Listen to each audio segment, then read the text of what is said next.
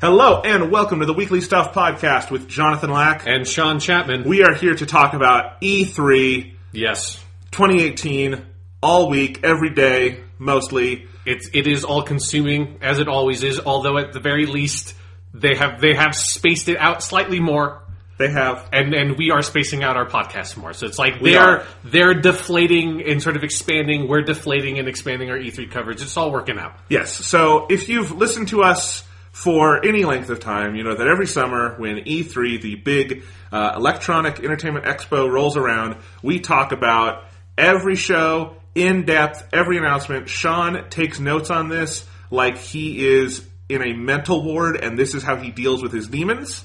My notes for this year's E3, we're only doing the first 3 press conferences because that's all that's happened. It's already longer than last year's notes in word count. It's 5,365 words. Jesus Christ. Okay, well, that's why we're splitting up the podcast. In years past, we've done it all as like a weekend wrap-up piece, and we do all the shows at once. And last year, that resulted in a 4.5-hour podcast. And I said that night, never again.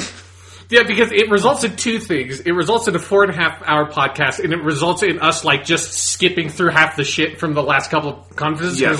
Because that would be like a 6-hour-long podcast otherwise. So we are going to be doing daily podcasts, Monday, Tuesday, Wednesday. You're listening to Monday morning. On today's episode, we are covering the Microsoft show, the EA show, and the literally just finished Bethesda show. We just finished watching that. Jonathan finished watching it or listening to it, I guess, on your drive over here. Yes, because they were talking about Fallout 76, and I assumed this has to be it. It's already gone so fucking long. I'm just going to because I had to get stuff ready. I put it on my phone in the background. I get in my car. As I'm turning on my car, they're like, and we have Fallout Shelter on Switch. Oh, and we've got a new Elder Scrolls Mobile. I'm like, okay. And as I was driving, I just pulled over and I finished watching it, and then I finished the drive. I mean, I pulled over at your house because your house is 3 minutes from mine. So anyway, so that was my day. So we're going to talk E3. We're going to talk a little bit of movie news from this week, a couple of just normal weekly stuff things. But today is E3 Day 1, Saturday and Sunday. And then we'll be back tomorrow with Sony, with Ubisoft, with Square Enix. Yeah, Square Enix is in the morning, then it's Ubisoft, then it's Sony. Yeah. And then we're going to have Nintendo on the last day and any wrap-up stuff. So 3 podcasts this week. So I hope that's enough for y'all. It'll be more than enough for us. What do you think of E3 so far, Sean? It's been mostly what I've expected so far. Because EA went first. EA went on Saturday because they're just just hiding in the corner at the beginning of E3, don't look at us, don't look at us. We're idiots. And they had, I would not call it the worst EA press conference so far, because that was I think whatever 2014 was, when they just had literally almost no video games to show. They showed some video games this year, but it was a very bad press conference, and I'm excited to talk about that one. I thought Microsoft had a pretty strong showing, about as strong a showing as they can have, is what I felt with theirs. And then Bethesda show went too long, but showed a lot of games that I'm very interested in. So I think it's been, again, kind of like what I was expecting. This E3 has made me question all my life decisions up to this point several times. Important context, you usually do watch quite a few of the press conferences. You usually don't do the full shebang. I don't. So I always skip EA. I always skip EA. I always do Microsoft and Bethesda though. And okay, EA's was horrible. I was expecting EA's to be horrible. It was bad. Made me question all my life decisions. Microsoft, I thought, was okay. I would not go higher. I think it was solid in a lot of ways. I think there were a couple of great moments. The best moments had nothing to do with Microsoft or Xbox. Yeah, they showed off a lot of cool games that are third-party games. Yes, and I do think Phil Spencer laid out the clearest and most aggressive strategy for what he wants Xbox to be in the future that they have done this generation, and I thought that was interesting and impressive and worth talking about. Bethesda's honestly felt 5 hours long. It went on and on and on. Because they did a tight, like, half hour last year. Like, yeah, they had. I mean, last year it was basically a video package. Like, they didn't really do much of a stage show, and they showed off. It was only the games coming out later that year because they had like 5 or 6 games releasing that fall. And I get why they had to go a little longer on this, but like they were talking about Fallout 76 for a solid 10 minutes before they told us what kind of game Fallout 76 was, and that is just such piss poor stage management. It honestly irked me at a certain point. And it went on and on and on. They did have a couple of mic drops at the end, but my soul was crushed at that point. So, like, I have a portion of your interest in E3, definitely. Right, yes. Sometimes a significant portion, because I do this with you. But I don't think I have the same, like, such deep anthropological interest that I can, like, overcome some of my inherent boredom with this stuff. Yeah, I think it is important to note that for me, E3 is much more about, like, the meta perspective, especially, like, as it's gone on, and it's less of, like, the, like, oh, you know, I knew, like, probably 90% of the games that were, like, even the unannounced ones that were actually kind of half-announced. Yeah. That's, like Devil May Cry 5 was not a fucking surprise, you know? And so I'm interested in the, like, how are they pitching this? How are they organizing this? Like, what is going on in the world of video games that you can see through the lens of E3? Because you have never done because this is easy. This E3 is fucking easy because it started, you got EA on Saturday, then you get Bethesda and Microsoft on Sunday, then you get Sony and Ubisoft, and you can watch the Square Enix thing if you want on Monday, then you get Nintendo on Tuesday. Like 3 or 4 years ago, it was Microsoft, EA, Ubisoft, and Sony all on Monday. Yeah. That's how this used to fucking be. I watched like 2 or 3 E3s that way. It is so much better. You would have never survived in those days. No, I wouldn't have. That's why, I mean, I'm doing this because I have the time and they're spread out. Yeah. But yes, no, it's been an interesting one. I think there have been some interesting trends that we're going to get into. Like, yeah, there have been a couple of surprising ones. I mean, honestly, the most striking trend for me right now is how boldly the people have been talking about the next generation already. Yes. Because Phil Spencer just straight up said, working on the next Xbox, and Todd Howard just now straight up said, here are 2 games that are not going to be on these consoles, like next generation. So that is interesting to me, and I wonder if Sony is going to be looking at their scripts and going, fuck, that's not our plan. Fuck, we're successful. Fuck. Well, I think they're looking at, like, we don't need to talk about that shit because we have so many fucking games coming out. No, exactly. But it's very interesting. Yeah. Yeah, so we'll talk about some other trends. That was just one that struck me. Microsoft's newfound love of Japanese games. You know, they not newfound. Every couple of years, I mean, they've always been trying it, but they've usually been trying it to try to get Xbox to sell in Japan. Now they're trying to get it for Xbox to sell anywhere, just anywhere. It's like everybody's buying up Japanese games. It's like, okay, we need them now. Yes, I mean, no, seriously. I mean, it is interesting in that Western game development, I think, is in a valley right now, not a peak. And Japanese game development is on a very, very high peak. Yeah. And what that means is that, if Microsoft wants to survive, they can't have just relying on Western game development they have since the original Xbox. Yeah. So, and honestly, they made good on it today in their show of like, if Phil Spencer wanted to say we love Japan, I think they made good on that with a lot of what they showed, so that was cool. But yeah, we're getting ahead of ourselves. We'll get to that. I did just get a long text from my brother that I'm just going to read now. Okay. While we're at it, because y'all know by the time you hear this that they announced the Elder Scrolls 6 on stage. Yes. At the Bethesda thing. Very briefly, but very much a mic drop moment. Yeah, it was just like a big logo saying like, hey, you're going to hear rumors about this. We're just going to say we're making this fucking video game. Yes, and it is probably at least, 5 years off? Yeah, that's my guess. Yeah. So anyway, but Thomas just texted me. This is a full paragraph. Okay, yeah, I can see it. If you want to speculate on ES6, Elder Scrolls 6 location, the architecture looks high rockish to me. Argonians live in mud huts, wood elves live in trees, and the Khajiit province is mostly sand, so it doesn't look like Black Marsh, Valenwood, or elsewhere. It's on a coast, but it's mountainous, so probably not Hammerfell. Could potentially be Somerset Isles, but that one structure doesn't seem extravagant enough for the High Elves, so I'm guessing High Rock. Also, Orsinium, the unmarked Orcish province, is in High Rock, so it could be there. I don't know what's sadder, the fact that Thomas could just do that, or that all of that made sense to me, and I'm basically agreeing with his analysis. Yes, I think that's a good. I also think like maybe don't try to read too much into the 5 seconds of footage of like the rolling planes and the mountain in the background. Why do you think they put the footage out if they did not want people to do that? Oh yeah, of course they want people to do that, and there's a reason why they didn't put the subtitle in there because the subtitle would just tell you where it's set. Yes. So. Anyway, thank you, Thomas. That was great. I've played about 100 hours of Skyrim in my life, and I understood none of that. So, I mean, I know who the Argonians and the elves are. Yeah. And the Khajiit. But other than that, I did not understand that. But still, cool. All right. Let's, before we hit the video game news, Sean, which is mostly E3 related, I want to talk about movies for a second. Okay. I'm skipping the stuff segment this week. Yeah, because there's stuff to talk about, but we'll save that for a post-E3 podcast. Yes, we will. Keeping it in mind. All right. Anyway... I want to talk some movie news for a second. Okay. And I would have skipped this week because of all the E3 stuff, except a shit ton of movie trailers dropped this week. Yeah. I don't think I've ever seen so many big movie trailers come in 1 week. It's been kind of insane. Like, I was going back to try to collect them for the outline, and I'm sure I missed some because it took me a while to find all of them. But since we last recorded, Sean, we have got trailers for, in no particular order, How to Train Your Dragon 3, the new Halloween movie, Spider-Man Into the Spider-Verse, Lego Movie 2, Bumblebee, the Transformers spinoff, which looks like an okay movie, maybe. It does. Which was surprising. It does. Wreck-It Ralph 2, which looks great. The Girl in the Spider's Web, the sequel to The Girl with the Dragon Tattoo, I didn't know they were making. Yeah, I assumed that they were making, because that's the American sequel?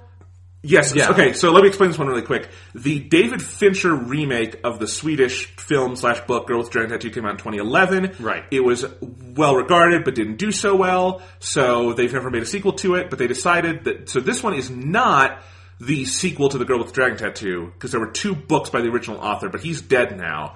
And this is based on a book written by a guy who picked up the series after he died. Okay. And they're just jumping ahead to that one. Completely new cast. Claire Foy is playing Lisbeth Salander. And it's directed by Fede Alvarez, who has made 2 great horror movies, Evil Dead, the new one, Don't Breathe. So that's cool. But, they couldn't afford David Fincher this time out, I think is the bottom line. So I don't know what they're doing with that movie. It was a very strange announcement, but I forgot they were even making that. So anyway, we also got a bunch of art house things, like the Suspiria remake trailer. Yeah, that's kind of weird. Looks really good. That's by the director of... I'm sorry, my brain is fried from E3. I forget who made it. What is the other trailer?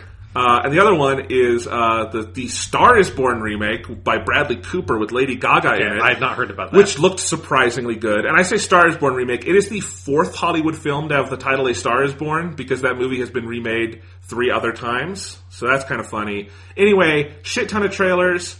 I'll run them down really quick. How to Train Your Dragon 3, amazing. That movie, the last one came out in 2014. They first announced this sequel for 2016. Okay. And then the director was like... Animated movies take longer than that to make, and DreamWorks was like, oh shit. And they pushed it to 2017, and then they were like, we have The Boss Baby or something coming out. So they pushed it to 2018, and then they were like, this movie looks, good, and we don't know how to market good movies because we're DreamWorks, so they pushed it to 2019. Got a trailer, looks amazing. Those are the best American animated movies of the 21st century, and you should all watch them. Halloween. That sounds like the development path of a fucking video game. It really kind of is. Yeah. But CGI animated movies, surprise, surprise, have a lot in common with video games. Right, yeah. Yes. Halloween, the new Halloween sequel, which is a direct sequel to the original Carpenter film. Yes. I thought that was a really good trailer. Yeah, I was not really excited about that movie when they announced it, because it's like, fucking, you've made a lot of Halloween movies, and most of them are not very good, but the first Halloween movie is very good.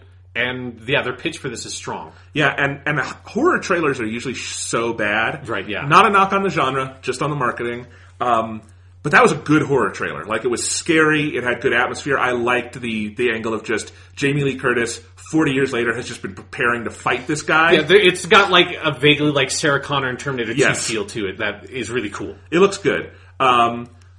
Spider-Man Into the Spider-Verse is going to be the best Spider-Man movie since 2, right? Oh my god, that trailer is so good. So good. Yeah, for people who don't, because we talked about the first sort of teaser trailer a while ago, but for people who don't know, because, it's not that heavily marketed, Spider-Verse is a animated Spider-Man movie featuring Miles Morales, who's the sort of half black, half Puerto Rican sort of successor to the Ultimate Universe Spider-Man from the comics, and so people have probably heard about Miles Morales.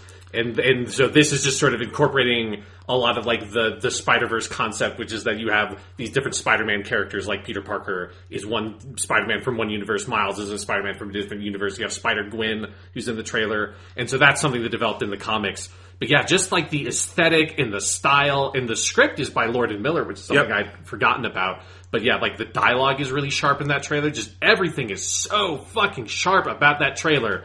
I'm so excited for this movie, Jonathan. How did Sony make this thing? That's all I was thinking watching. I was like, how did Sony sign off on this? Because they had played it so safe with Spider-Man for so long in the worst ways. And this, like, I mean, seriously, American CGI animated movies all look the fucking same. Yeah. I think you have particularly good examples of them, like a How to Train Your Dragon or Incredibles 2 is coming out, and stuff like that. But they are plastic people in a, pretty photorealistic world usually, and there are mild differences in style, but not a lot. It's very homogeneous. And this is not that. It looks like very much a comic book come to life. It honestly looks more like an indie video game aesthetic, where it looks like paper that has been kind of 3D-ified, but I'm fascinated. It's got all these little visual flourishes where it just like turns into a comic book panel at times.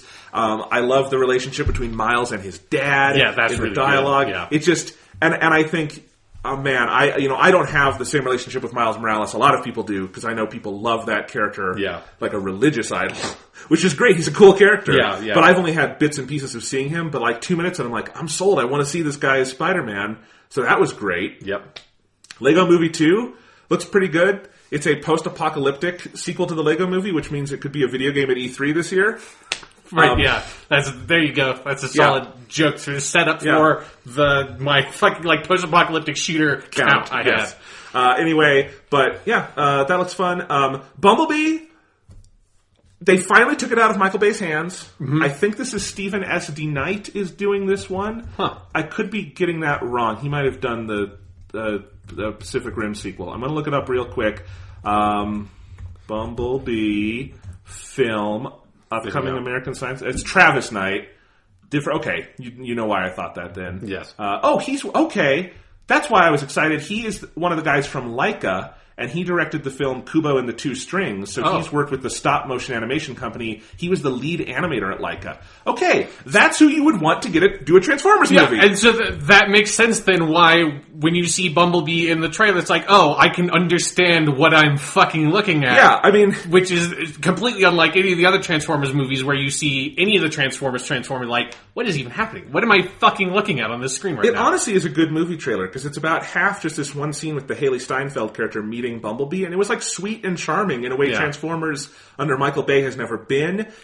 They finally decided to shoot a movie about giant tall robots in the tall aspect ratio instead of fucking CinemaScope widescreen for some reason, which is how Michael Bay did it, of like, let's just squeeze these guys into a really wide frame even though they are very tall. Yeah. Just cinematography 101 stuff that he didn't quite get. So yeah, Bumblebee, I might go see a Transformers movie again. Yeah, like it's not. It didn't like blow my socks off, but it was just like, oh my god! Like it's like the idea of a Transformers movie that looks even just decent is so foreign to me at this point. It's like, holy shit! All I want out of Transformers is a decent kids movie because that's what it should be. It doesn't have to be for me gritty adult realism.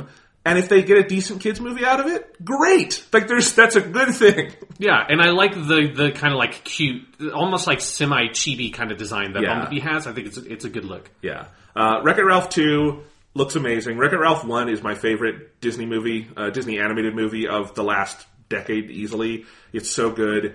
And this one, the sequel looks so funny. They're going very, very meta with it, and I like that. And people always talk about how Frozen was so revolutionary and handled the Disney princess stuff. It's not, if you actually look at Frozen at all. But I actually think Wreck-It Ralph has one of the best little deconstructions of the Disney princess thing near the end with the Sarah Silverman character. And they further that in this trailer, and it made me laugh very hard. So that was cool. We already joked about Girls in the Spiderweb and the other one. So yeah, just a lot of movie trailers. And I was like, holy shit, there's a lot of movies I'm looking forward to.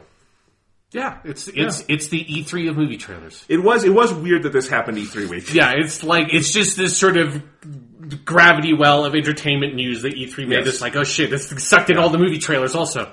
Yes. I also got a press release this week. I haven't seen it announced elsewhere, so I'll just say it here that 2001: A Space Odyssey is getting the new unrestored, which I'll tell you what that means, 70mm print coming to our hometown of Denver this Friday, June 15th at the Regal Continental Cinema. I'm putting that out there for any listeners in Denver who maybe have not, because it has not been widely publicized. You had not heard about it, right?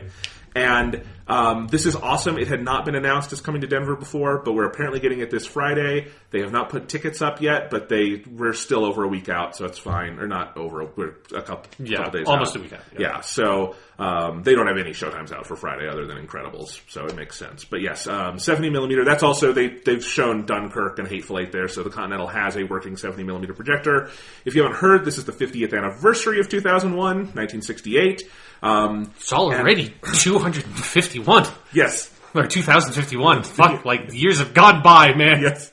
Since Trump was elected, it really slowed down. No, but 2001 is 50 years old, and so for the Cannes Film Festival, they struck a new 70mm film print. They are calling it unrestored because what they did is they literally took the negative and just rolled a new print off the negative. They did no digital restoration whatsoever. It was supervised by Christopher Nolan, who is obviously a big fan of Kubrick, but also probably knows more than just about any working filmmaker about 70mm film.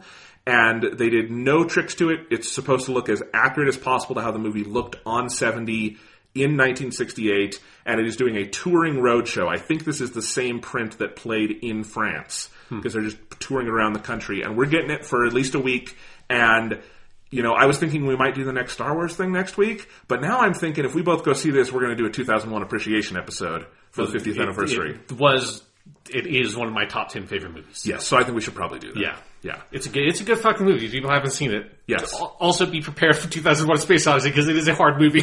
I'm excited because I've only ever seen it on DVD. Yeah, me too. And I really want to experience it in a theater because everyone says that that's a movie that there's a revelatory difference, theater versus, home video. And I believe it, looking at that movie. Yeah, it is the kind of movie that you can say that for. Yeah. So anyway, that is the movie news, Sean, that we're talking about this week anyway.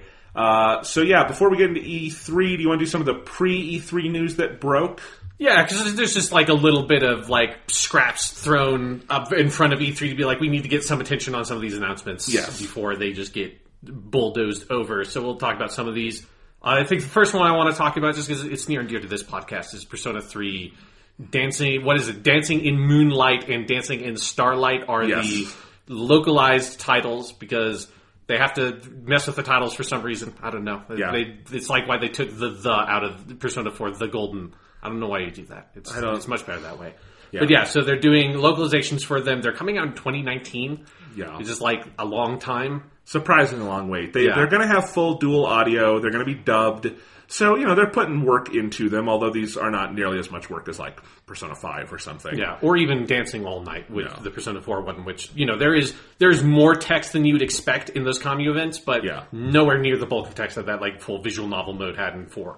I did see a lot of frustration about this online from people. Rightly so, I think. Yeah. That they're waiting, because it could potentially be a full year. They said early 2019. Persona 5 was early 2019, and that was April. So if it's April again, for instance, that would be almost a full year from Japanese release to English release.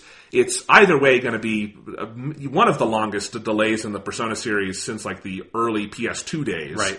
Because they've generally gotten faster over time.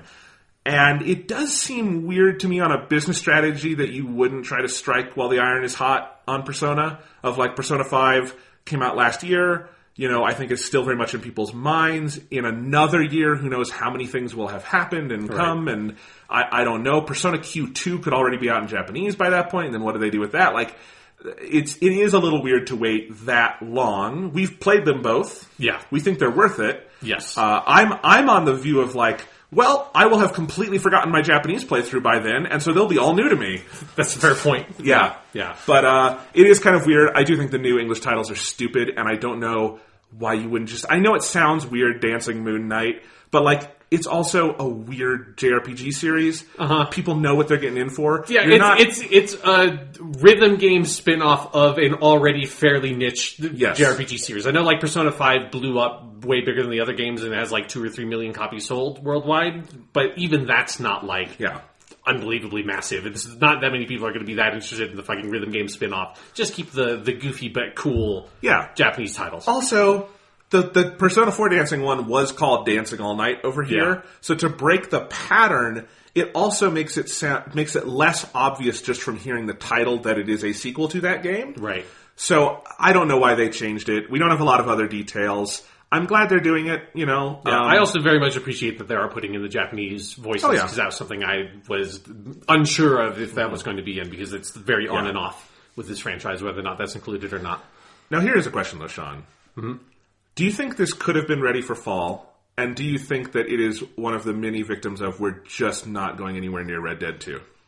Maybe, but also it's like, I feel like with a niche kind of specialty release like that, that's usually not that huge of a concern, because they're not... I wouldn't think so, but yeah. But I mean, you know, I don't think they would try to release it in October regardless, but then they would release it in like December or something. Because that's that kind of thing of like, you don't need to worry about what the fucking holiday season is to release Dancing Moon Knight and Dancing Star Knight. But I do genuinely wonder where they want to release this, because January, February, March are already ludicrously packed. Yeah, the end of February has like 5 games coming out, like February 22nd or something. It's all of a sudden is super packed. We had, at the Microsoft show, back-to-back February 22nd announcements. I forget which 2 games, but back-to-back. Like, the Red Dead effect is that February is going to be the new October.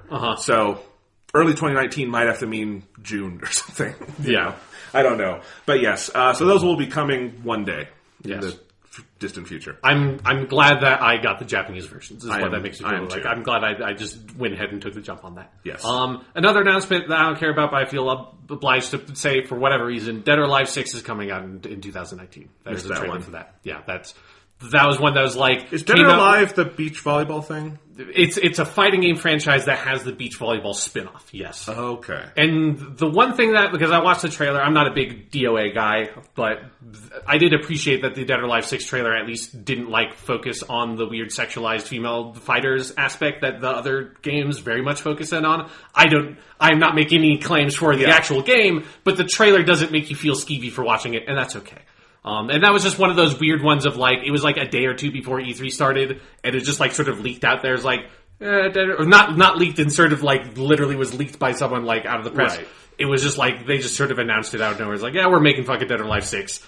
It feels like that was one that's Microsoft came back and was sorry, we already have 50 fucking third-party games on our stage. We accept everybody else. There's just not enough time for you. You have to announce it somewhere else. It's okay, fine, if we can't get on your fucking stage. There's that.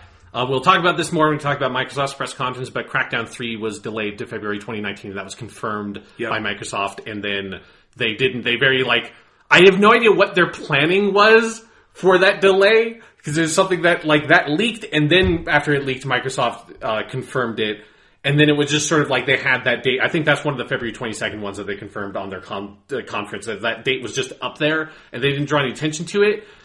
I have no idea what their fucking plan was, though, for their conference, if that was just going to be it's just going to happen to be up there. It's just a slide that says it's coming out in February 2019 now, and they're not going to address it. Because that would have pissed people the fuck off if they just sort of delayed that game out of nowhere. Sean, do you think that game is actually coming out February 22nd, 2019? It might. No, it might. I don't know. Based on they still have never. It's a very Mass Effect Andromeda type thing of they've never really shown the game. Yes, they showed a trailer, but it's not. They a bunch of the other sort of major games from the different platforms had here's a 3-minute lightly edited gameplay demo that's a live real time gameplay, right? And this is a super heavily edited trailer. It was a lot of very blurry footage and Terry Crews yelling very loudly. It felt like their entire strategy for Crackdown 3 is people love Terry Crews, which is true, and so they will be distracted by Terry Crews and won't focus on the fact that we have no idea what to do with Crackdown. Yes. Anyway. Yeah, so that happened. Kingdom Hearts 3 got its release date for January 29th, 2019. Not 1019, as I have mistyped here.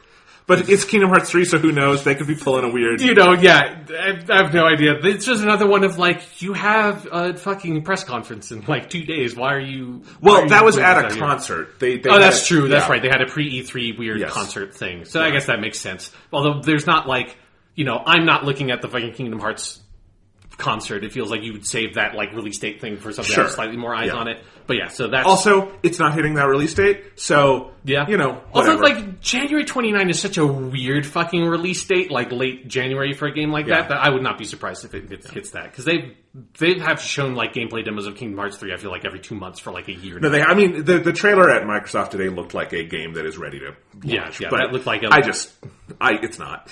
Sure, yes. I'll believe that. And I will, you know what? Kudos to Square Enix. They held off a long time without announcing a release date for this game. And good self-control on that. Whether it hits it or not, they stuck to their gun. They did say 2018 at one point, but no one believed them. So there you go. Yeah, so... And they got very close to hitting. If they hit this date, it's very close to 2018. It's almost there. And I gotta say, between that and Crackdown 3, my delayed video games draft we did earlier this year is looking real good right now. Yeah. My only hopes are that the Assassin's Creed game does not come out this year and that Yoshi game does not come out this year. That's the only way we can get like a tie. Yeah, I think one of those two at least is coming out this year. Probably, but we'll see. We'll see. That's for the next couple of days. Yeah. So there's those, and then there's two other pieces of news before we get into E3 proper. First, let's do Destiny 2 Forsaken. So I forgot about that. Yeah, they had a whole sort of event where they debuted what is like basically the Taken King for Destiny 2. And so it seems like they are completely revamping a huge amount of shit in the game. Like, they're changing the way that the weapon system works. So now you can, like, have any weapon on any slot and kind of stuff like that. There's a bow and arrow. There are, like, new classes, new supers, all, like, new story, new everything. Like, it seems like it is a Taken King level expansion. A lot of people thought this looked good. I was actually fairly encouraged by what I saw. I read the details. It sounds like them taking a spoon and flicking things at the wall and seeing what will stick, because the any weapon in any slot thing sounds like throwing shit at a wall. They're going back to random stat drops for all the weapons, like in Destiny 1. We're throwing shit at a wall. I mean, that is specifically something that the community has been like very much asking for. But I don't know. I just nothing. Maybe I'll play it, maybe not. Probably not, because there's too much coming out in September, and I'm just not going to have time. But I don't know. I honestly, I don't want to be too down on Destiny, because I don't know what would bring me back at this point. Right. Because it's just been such a slog for so many years of, like, I enjoy it when I play it, sometimes immensely so, and then just the eternal wheel turning of, they don't do what the fans like until the fans bitch about it, and then they kind of do something new, but then we bitch about it more. And then they do something that seems kind of encouraging. We stop bitching for a while, but then we enjoy it for a while, and then we start bitching again, and it just goes and goes and goes. The hell cycle that Bioware is about to leap into with Anthem probably, yes. So I can't do it anymore. Yeah, I'm eyeing it. Like, I have not committed to playing it. It's coming out September 4th. No way. That's 3 days before Spider-Man. Right. It's the day after Dragon Quest XI. It's 2 weeks before Shadow of the Tomb Raider. And Smash Bros. Is probably launching in September too. So, no way. I will say I do very much like bows and arrows in games. And Shadow of the Tomb Raider. That's their new thing. I have to play Rise of the Tomb Raider first at some point. It's like 10 hours. You're fine. Yeah. Then the other one, this is the real announcement pre-E3 that got me all hot and bothered. In a lot of ways. It opened your murder flower. Yes, it was. Yes. I'm not going to dig deeper into that metaphor right now. But yes, on November 13th, 2018, published under Warner Brothers, we are getting Hitman 2. The new Colossus. Yes, Hitman 2, the new Colossus, where we are getting those Nazis the fuck out of America. No. But yes, it is the full sequel. It is the second game called Hitman 2. After the second game called Hitman 1. That is the other hell cycle we are in right now, is video game titles are so bad right now. It is something I had forgot, because, I only started giving a shit about Hitman with the Hitman from 2016, and so I had kind of forgotten that there were earlier Hitman games just called Hitman, until I was trying to Google, because I had forgotten what the release date was, and to put it on this outline, I was like, what was the, Hitman 2 release date? And it came up with, something from, 2001. I'm like, what? This is crazy. Oh, that Hitman 2. Oops. So yeah, but we are getting the sequel to the best game of 2016, Hitman. The best Western game from 2016, I guess I have to clarify, because that was also the year that Persona 5 came out in Japan. But they have given a bunch of details about the business model is not episodic anymore, which I'm kind of conflicted about. It's something that it feels like the episodic model was maybe ahead of its time, because I have seen so many people being like, I don't want to play a game that's episode blah, blah, blah, and I don't blame people who are, hardcore gamers or whatever being suspicious about episode models, because I'm still waiting for Half-Life 2 Episode 3. It'll come out someday. But Hitman's episodic model was so fucking good, and one of my favorite things about that game was being able to come back to it over the course of 2016 every month or so and have new shit to play. Yes, and I've thought about this a lot, though. Yeah. And it really does come down to this, though. 99.9% of people on the planet, when you tell them about the Hitman episodic model, you can go into your full spiel about how good it was.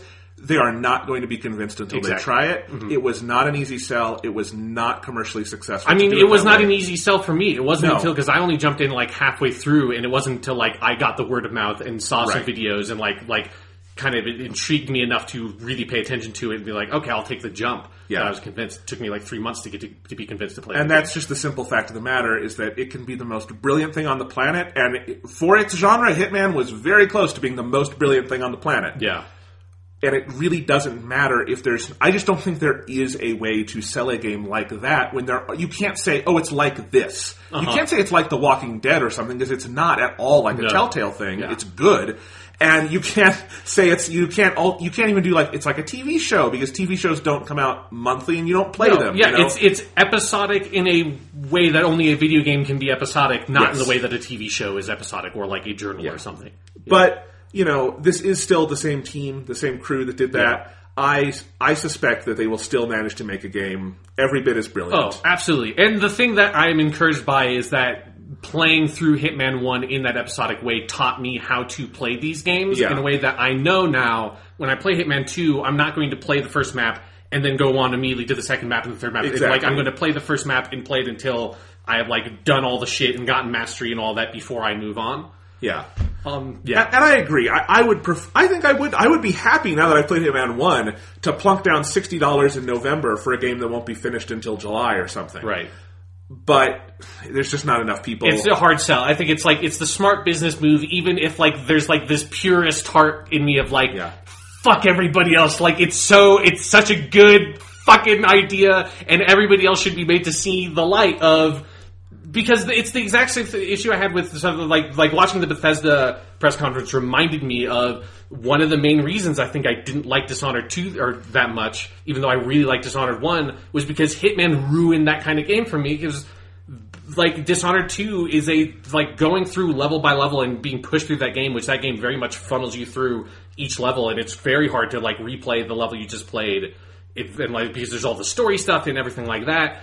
Where it's like the structure of Hitman and the way that episodic model like forces you to engage with that really interesting structure, so like revitalized that entire kind of genre of like open sandbox stealth game to me, that I want every other game in that genre to do that now. But end of the day, I am just glad that IO Interactive is solvent as a company. Yes, I am extremely and extraordinarily and eternally grateful that there is a Hitman 2 at all, because it was very touch and go there for like a year. That's what I'm trying to say. I'm glad it exists. I'm glad they have the backing of a major publisher in WB. I'm glad that they are on terra firma now. And, when Hitman 2 comes out, enjoy it like fine wine. Fine wine that has been fermented with human blood, maybe.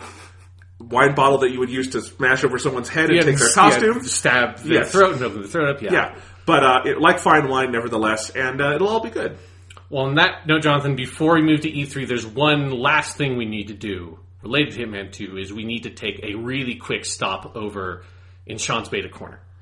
Sean's Beta Corner! Hey guys, what's up? My name is Sean, and welcome to my Beta Corner, where we check out the latest and greatest in the hot world of video game betas. This week on the show, we're talking about the Hitman Sniper Assassin, which is a beta, I guess? So if you pre-order Hitman 2, you get access to a time-limited demo thing called Hitman Sniper Assassin, where it's basically like a new mode that you can play in co-op, although you can also play it single player, where it's kind of like this sniper challenge mode, and there's only one map and kind of like one sort of like configuration of it or whatever. And I've only played it through a couple of times, but it's actually a pretty cool thing. So if you're someone that's like interested in Hitman 2, you might as well pre-order it and check it out. Because it seems like I'm really excited to see what the full mode is going to be in the actual full game.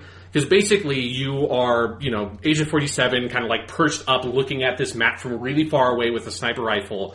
and you are given this challenge of like 10 or 15 minutes, and you see there are, I think, 3 main targets and like 15 guards or something, and you have to assassinate everybody within 15 minutes with your sniper rifle. And you know, if you're like noticed, then everybody goes into emergency state and tries to start evacuate the place, and you have to kill all the main targets before they evacuate, because if one of them escapes, then you lose the mission and stuff like that. And it's this really interesting kind of reconfiguration of how you approach Hitman, and just like taking the sniper mechanics that Hitman 1 had, which were really good, but you can only ever engage with them in a very limited way, and kind of like breaking out this like separate mode that takes full advantage of like the bullet drop, and like having to time your shots when people are walking, and like knocking them into bushes to hide their bodies and stuff like that. It's a really interesting little side mode, and I'm really excited to see what the full game is going to have, and like how that would expand out and get different unlocks that change things up, and see how it works on the different maps. But it also gives you a good preview kind of look at what I assume is going to be the first map in Hitman 2, which is a very Paris-esque level, which was the first level from Hitman 1, where there's a giant like manor and kind of like the field surrounding it. And so it seems like it's very like kind of Hitman 101 kind of basic level, but there's also a wedding going on at the same time. And so you see like all these like wedding planners, and over the course of the mission, the sniper mission, the wedding is advancing. So like at some point there are all these people dancing, and so you can use that as a distraction to hide you shooting people on the other side of the map and stuff like that.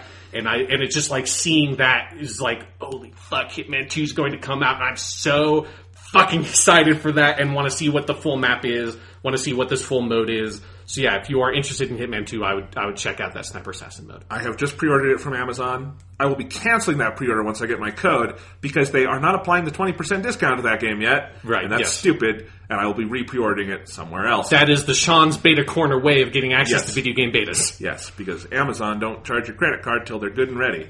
Fuck yes. Yes. All right, this has been Sean's Beta Corner. Sean's Beta Corner. Da-ba-da-ba. Thank you for the music, Jonathan. You're welcome. One other piece of video game news I just wanted to mention real quick, Sean. Okay. It's a bigger conversation. We can get into it elsewhere, but I just basically want to say fuck these people. Okay. Valve has decided to completely abdicate their duty on Steam. And right, I forgot that happened they have announced they are not policing content at all anymore. Anything goes on Steam unless it is illegal or, as they said, obvious trolling. It's so full of fucking holes of their goddamn statement about like, oh, we're not policing anything except for with the like vague criteria, because like, what is it, illegal? Like, illegal seems like it's like, oh, that's a very clear like binary definition. It's not at all. It's like there's a lot of conversation we have around what constitutes quote unquote illegal on the Steam storefront, because selling pornography is not illegal, but I think that would probably be the definition they would use, because it's like there are special considerations in some countries and stuff like that. It's horseshit. The fucking like, the like libertarian tech sector is one of the most harrowing and disgusting things about like the modern world we live in. Oh, it is. And Valve is like up there with Google and Amazon, and fucking Facebook is probably the worst, and Twitter, in that there's like, you fucking idiots, like you have no idea what you're doing, and you have this faith in some like higher technological power that doesn't exist. It's like, you idiots, you fucking idiots. They don't have a faith. They don't care. That's the difference. And that's what this is like.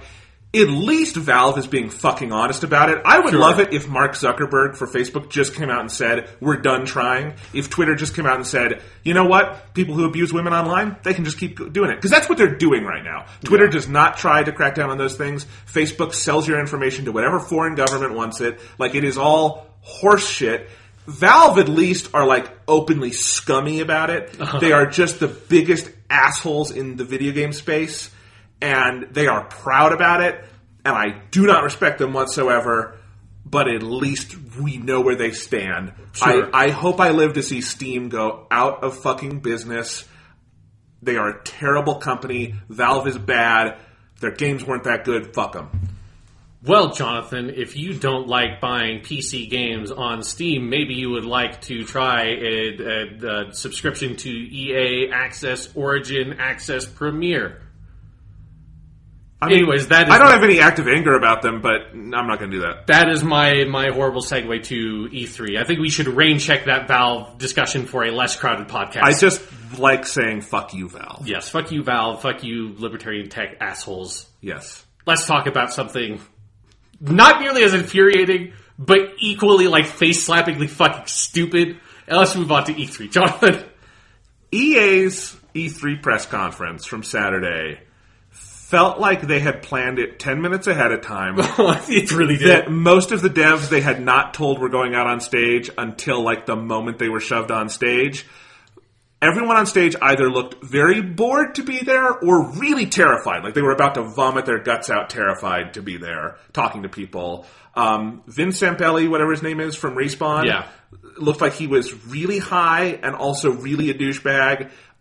It was slow as hell. They had no interesting announcements. The Anthem thing was kind of interesting, but also very infuriating in how much they didn't say. Yeah, and even like the games they had to show off, like Anthem and Battlefield, they had no idea how to show them off. And then the games that they didn't have to show off, like that Star Wars thing, they had no idea how to show that off either. They had no idea how to present anything other than their like requisite indie block in the middle, which was the best part, is always the best part of EA. Oh yes, the one good part of this show was there was a really cool German developer who came out on stage, and her game was called Sea of Solitude, and so she delivered like a 5-minute soliloquy on the philosophical idea of loneliness and what that means and how it brings us together as humans, ironically, in our own solitude. And that was amazing, and I wish she just hosted every E3 show and went off on tangents about different philosophical ideas, because she was great. The rest, oh god, that was a bad show. It also felt cheap. It felt like they spent like $5 on it. There were like multiple instances of them looping the same footage. I think they did it with Battlefield 5, Star Wars Battlefront 2, and Anthem. All featured like the same 2 or 3 looping clips over and over again. Anthem wasn't even clips. They had like little pictures of concept art, and they showed the same 3 pieces of concept art. Well, they had 3 pieces of concept art, and I think 2 GIFs. Like they kind of rotated between. All 3 concept arts, by the way, were like a small figure standing in the foreground, looking out at like the stretching expanse. And it's like kind of funny that they didn't even pick 3 kind of different looking concept arts. They picked 3 pieces of Destiny concept art. But anyways, we'll get into it.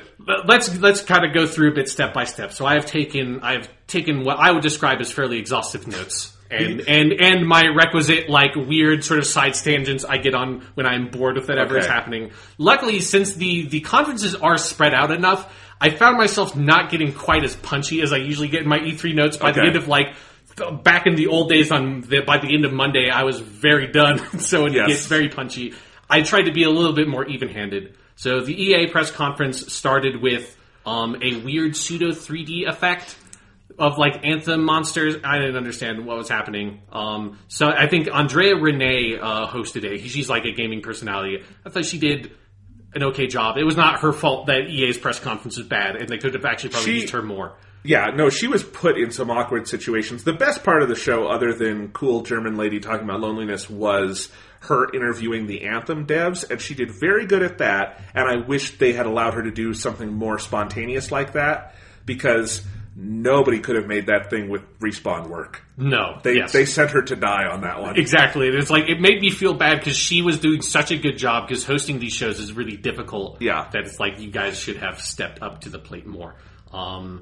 Let's see. Then we got a look at Battlefield 5's, or they then like sort of did this weird thing where she kind of said what the lineup was going to be of Battlefield 5 multiplayer, then FIFA 19, then 2 indie games, and then Anthem, which actually sort of like skipped some stuff that they actually showed. I thought it was weird that I don't know why you would do that. Yeah. But anyway, so Battlefield 5 was the first game they showed off. I have a couple of direct quotes here. You want to see more gameplay innovations. Deepest and most immersive Battlefield yet. And I should have, that's like, because I tried to do a couple of counts. I did like a Switch port count every time a Switch port came up. I had a Battle Royale count that only has a 1 so far, but I'm expecting a couple more of those tomorrow. I should have done one of whenever someone says that a game is the most, quote, most immersive title in respective franchise. I think Microsoft did that with like 3 or 4 games in their fucking conference. They haven't invented a number that high, Sean. You can't count that. Yeah, it's like every other video game they called the deepest and most immersive whatever. But then they said, so they had like a brief multiplayer video that showed some destruction, which is, it's Battlefield. It looked like Battlefield. They showed off a little bit of the single player stuff, and then said that they were going to show more single player stuff at Microsoft's conference the next day, which then they showed the exact same footage at Microsoft's press conference. I don't know what the fuck that was about. Cutting corners. Cutting corners. And then then the only really interesting things they kind of said, no loot boxes, no premium pass. So EA is trying to sort of, do their feel good, like, hey guys, we know that you fucking hate us, so we're not going to put loot boxes in this game. Here is one thing I want to think about this, because this was mostly a trend at EA, but my other studios mentioned it a little bit with the no loot boxes thing. But like, do you think it's scummy to send the developers out there to say that when it is not their choice to have pay-for-play loot boxes? Oh yes, yeah. Because it was the guy from Battlefield who was up there and had to fall on his sword about this. I felt bad for, because that's a guy who's probably working hard in the trenches with a team to make a game as good as they can make it. Like, we can make fun of Battlefield 2, but the people who work on it, I assume, work very hard and diligently, and they are by no means the people choosing the loot box system. That is some suit in a boardroom at EA with a spreadsheet. That is not the devs, and that is poor behavior. That would be like if Apple made a mistake that, like, pissed people off. Yeah. And instead of Tim Cook going out there and talking about it, he sent out, like, just one of the guys on the floor who programs the iPhone. Yeah. And he'd be like, I'm sorry we made you pay for iOS this year. It was really bad. And then Tim Cook is just sitting in the corner going, yeah, you say it. That'd be weird. That'd be really weird. And that's what they did here. Yeah, no, it's something that, like, let's just talk about it now, because you brought it up. Because it is something that I kind of noted for the Star Wars Battlefront 2 stuff of when they had Dennis from DICE, he was a very nice-looking guy up on stage talking about Battlefront 2.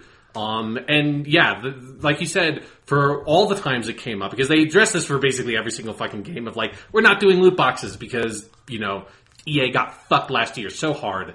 And yeah, forcing it on the developers is a really scummy move. And it's especially bad look when the whole, just like the tone and style of EA's press conference this year, and for like all the years I've been watching it, has been this super hyper sterile corporate feel to it, which is especially like was put into stark relief for me compared to the Bethesda one that we just watched, which had this very warm tone to it. Best thing about Bethesda every year. Very personal. Yeah, very personal. A lot of humor. Like, it was run by devs and, like, people from the studio. And when, like, fucking Pete Hines, who's, like, one of, like, the top dudes at Bethesda who basically, MCs that show, was out there, he doesn't feel like some suit totally disconnected from the games. He feels like he's a part of that, like, corporate culture and community. When Andrew Wilson, CEO of EA and noted Android, walked onto stage, it is impossible to feel like that dude is ever at EA other than, like, today. Today is, like, the one day he's ever seen any of these fucking people. Because and I don't know. Like, he might actually be a nice dude. He might be, like, a really good... No, he can't be a really good CEO in the state of EA, is it? But he might be, like, a nice guy and, like, a nice CEO. But I mean, legitimately, though, EA is too big for him to know most of these people. It's too big a job. Like, it's like... But it feels... You could... Even if, like, he doesn't know any of these people, and even if he can't feasibly have any sort of real hands-on experience with these games and these developers and stuff... You can project this sense that you are part of the larger Electronic Arts corporate culture community like thing. He does not. He feels like he is this like android. Like, there's a reason why every time a fucking EA press conference happens, everybody fucking posts screenshots of the villain from Mirror's Edge 2 published by EA, who looks exactly like fucking Andrew Wilson, because he looks like he should be like the villain in season 2 of Westworld or something. Like, he looks like that fucking dude. And you see, it's so bad every single time. And you're right, he is the guy. This is also a point made really well by Patrick Klepek. I was listening to the Waypoint Radio episode they did on EA's press conference earlier today, and he made this point of, like, Andrew Wilson is the dude who should be out on stage doing the mea culpa. He is the guy who should be out there saying, like, we fucked up.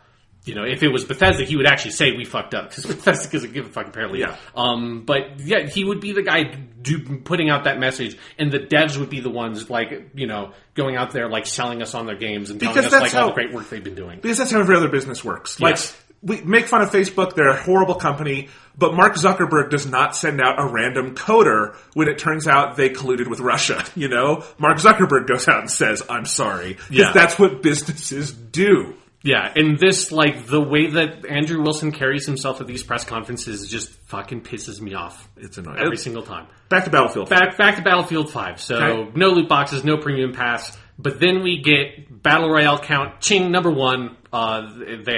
They just called it Royale, Because maybe, like, at some point somebody is, like, raising a little bit of an eyebrow about, like, the Battle Royale novel and movie that all this is obviously inspired from. That's like, maybe we should be less, like, directly, like, because, you know, PUBG literally put in, pays costumes in their games that were references to the costumes from the movie. Which is just like, and then you're trying to sue Fortnite, and it's like, it's just a bad look. So, like, maybe somebody has enough of, like, you know, wherewithal to sort of, like, distance themselves a little bit from the, like, direct Battle Royale phrase. But all they really said is that they're going to have a Battle Royale mode. Apparently, you couldn't really hear it on the press conference stream, but I've heard from people that were at, like, the show in the audience that there were multiple people that booed when they said they were putting a Battle Royale mode in. Which feels like the response that Battlefield fans would probably have of, like, fuck you, we don't give a shit, we want a Battlefield game, we don't want a Battle Royale game. I don't know how to feel about all this Battle Royale stuff, Sean. I gotta say, because I'm a big fan of that book, movie. Yeah. I'm a proponent of it. You know, it's a very interesting book, very well-written book. Yeah, great movie. Great movie, but one of the best Japanese movies in decades. It's and I think it's an important movie. Like, I think you watch it now and it feels horrifyingly prophetic, especially for Western culture, weirdly, even though it is about Japan. It's weird that has now become a popular game type that people go do for fun. I don't know. It's kind of like if we had a World War II... I mean, there are World War II veterans alive today, but they're probably not paying attention to video games. But I don't know. Let's say if we had any World War I veterans alive today, and they looked at, like, Battlefield 1 from last year, they'd probably be like, my soul is dead inside. Yeah. I feel like that a little bit when I see Battle Royale games. I get that, you know. Yeah, I don't... Spending time with the teenagers, I don't understand Fortnite. I keep on meaning to play some Fortnite, and I just can't do it. I don't know what Fortnite is, and I'm too afraid to ask at this point. It's 2 weeks. It's 14 days.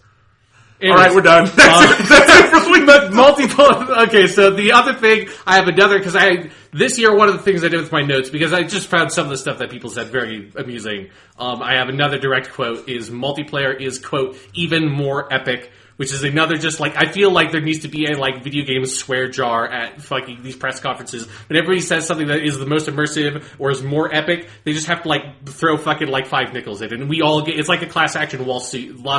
You just get, like, 2 pennies in the email, or in the mail, a month after E3, because it's like, here's your 2 pennies for, like, all the time assholes said deepest and most immersive and the most epic multiplayer experience.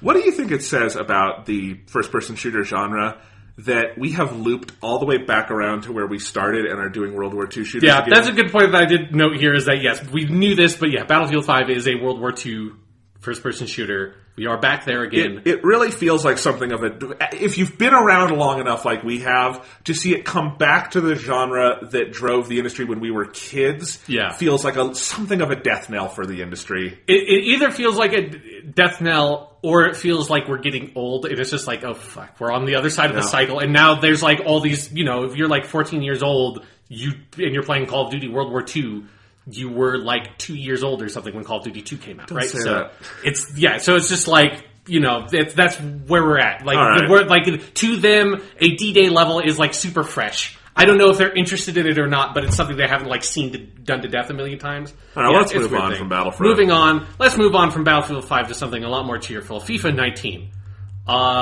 They're making another FIFA game. It's called FIFA 19. Mostly here, I'm just going to read my notes here. Requisite overblown FIFA trailer. Why can't trailers for sports games just be fun and goofy and light in tone? They're all so fucking heavy and, quote, epic. Become a champion. Like, why can't the tagline be, let's have some fun and play soccer, guys? This was a really theme for me for EA sports stuff because for NBA it was a fun hip hop we're playing some hoop, like shoot some hoops, guys, like have some fun. For fucking FIFA and Madden, it's like has to be this intense, epic, incredible experience of like, we are forging a legend upon the gridiron and matching human will against human will. I mean, to be fair, that is, I think, not just an EA problem, that is just a cultural... That's how the world looks at soccer and football. It comes from somewhere, for sure. And basketball is the fun sport, you know? But it's just like, you're fucking kicking a piece of leather across a grass field, guys. It's not, like, that's the tone you have for your fucking World War II first-person shooter, is like, the greatest generation, and we fought against the forces of the Axis for freedom, even if it's not a 100% accurate, like, historical narrative. It's like, that's where it's like, there is some pomp and circumstance to the events you are depicting, not... people running across a fucking grass field kicking a piece of leather. Like, I get people like sports. That's fine. That's like, you know, it's one of the reasons why I stopped being into sports when I was a kid, was at some point it's like, that's fucking stupid. I like it when it's fun and goofy and we're just playing a fun game. It's like, it's not the most important thing in the world, and all these fucking trailers just feel like that. Apparently Hans Zimmer collaborated on the music for the trailer. They said that. That's not true. No. Somebody like 5 steps down the ladder from Hans Zimmer, like, looked at, like, the sheet music for the trailer. Thomas, my brother, can tell us about this sometimes, because he's an actual composer and knows this stuff. But Hans Zimmer runs a big studio. He has many interns. Many of them have gone on to be famous composers in their own right. But a lot of the time when you see Hans Zimmer's name on something, it is a coffee boy who can also write music who did it. Yeah. So it's just, I just thought it was very funny that they tried to name drop Hans Zimmer for the music, because it wasn't like, and he's making some tracks for like our story mode, because they did say they're doing the story mode again. The Alex Hunter guy who's been in the character you play as in the last couple of FIFA story modes is back. From what I understand, people who like those games like those story modes. Is Alex Hunter a private eye investigating corruption at the highest levels of FIFA? I think hopefully that is a twist at the end of FIFA 19, is that, he's investigating the corruption at FIFA, and then FIFA 20 is when FIFA Armageddon is when he shuts down the entire corporation and is the end to the long-lived FIFA video game franchise. But they didn't say that Hans Zimmer was making tracks for that story mode. It was, he quote-unquote collaborated on the track for the trailer for this video game. So it's like, fuck you.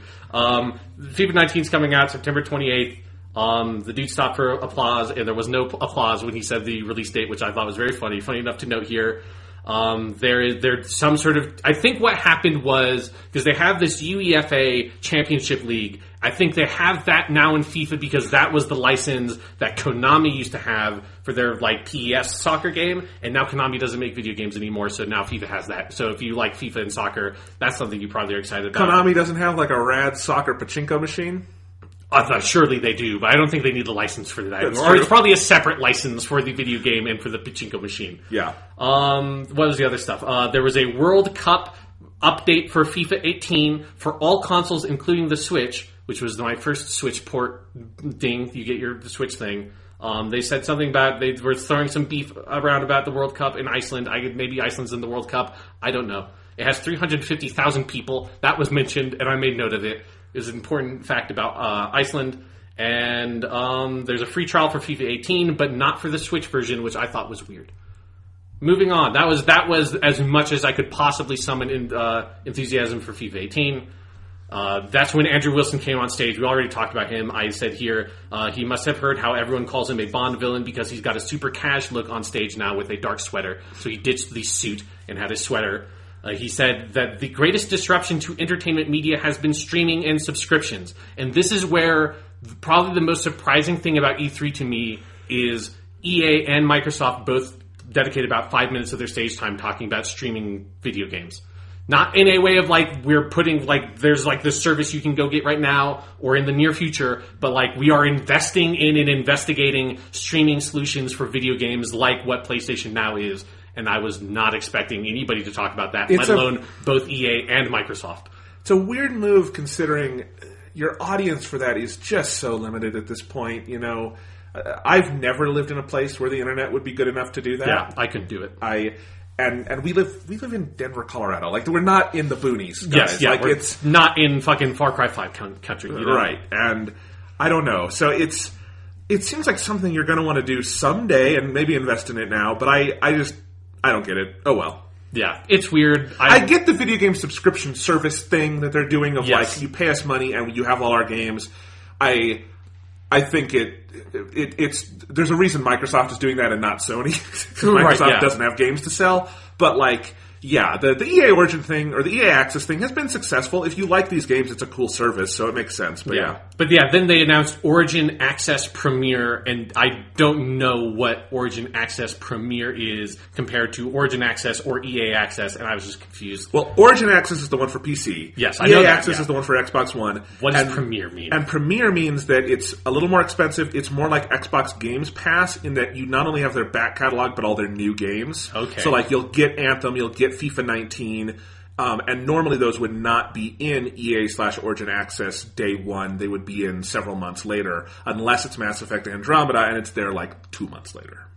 I really hate it when streaming, this is not just streaming subscription service, but I think about like Netflix streaming subscription services. Anything that is a subscription that has multiple tiers, fuck off. Yeah. Just one tier. Everything should be Origin Access Premier or not. Don't do that. It's annoying. And it's just confusing.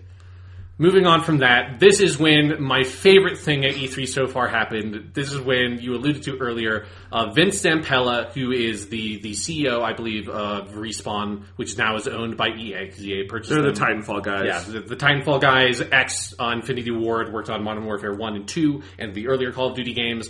So he was there, and this is where I was like, oh, maybe they're going to talk about Titanfall 3. That would kind of make sense. We predicted that might come up. But we have known, because it was talked about in a couple of E3s, that there's a second Respawn team led by Stig Asmussen, the God of War 3 game director, that's working on a Star Wars title, which was one of the 3 Star Wars games that EA was making, now one of the 2 Star Wars games that EA is making. And so, yeah, he just happened to be in the audience because Andrea Rene was just in the audience with him, just hanging out, chilling. Very cash. Super cash. He seemed like he might have been high. I'm not sure.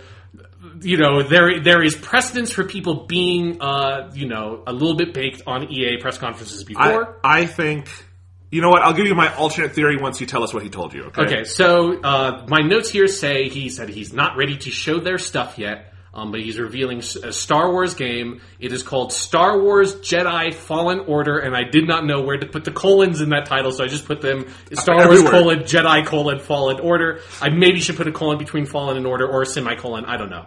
But that's the name of their new Star Wars game. This is the best part. It takes place during the dark times when the Jedis are being hunted. And I hate to be that dude, but it really feels weird when people pluralize Jedi. It's like, Jedi is the plural of Jedi. You don't say Jedis. It just sounds weird. You haven't done your research. Yeah. So it's set between episodes 3 and 4, which Andrea Rene inquired about after he said it's during the dark times when the Jedi are being hunted, which, for me, super Star Wars fan, is like, oh, that's set between episodes 3 and 4. For the general public, you need to be explicitly said it's between episodes 3 and 4. And then Andrea Rene said that, oh, that's a good time to set your game. And then Vince Zampella, ever the jokester, said, no, it's a dark time.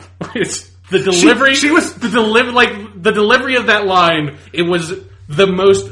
Other than when we talk about the Sea of Solitude person, it was the most earnest thing happening at EA from an actual proper EA studio. It was so weird because Andrea Rene was just doing her job of keeping it light, oh, we need to explicitly say when it's set, so when is it set? And she says, oh, cool, because she's trying to be peppy and fun and have a light tone. And he's like, no, that was a dark time, man. It was set during a dark time. It is aiming for holiday 2019. Which I don't think they said the word aiming. I'm pretty sure I put that in, but he said he said it's coming holiday 2019, and I'm like, you're talking about it casually in the aisle, just not even in the aisle, in the bleachers, sitting down. No, it's not coming holiday next year if you don't even have a piece of concept art to show. Yeah, my notes here say aiming for holiday 2019. Period. This game is not coming out holiday 2019. No, period. It's not. Yeah, because it's again, the way that this whole reveal just played out was just because she said the question that everybody's going to have is when is this video game going to come out? And Vince is like, well, it's going to come out holiday 2019. Not this holiday. The next holiday. It's like, no, it's not, Vince. I know that you know that that's bullshit. I get that you have to say this, I guess, but this was the most bizarre fucking thing. One of the most bizarre things I've ever seen at E3. Easily the most bizarre announcement of a video game title ever. Yes. There's no logo, no music, no teaser, no footage on the screen at all. We are in the stands of the show talking to a dude who's not even the game director on this game. He's a studio dude. He's probably working on Titanfall 3. Yes. It's he actually is probably not really working on this game in almost any capacity. And so we're just casually talking to him about this game that another team at his studio is making, that he says the title and that it's going to come out next year. What the fuck? One, I do like the thought that he was high and no one actually asked him to say that, and that he had to go back to EA and be like, why did you say that?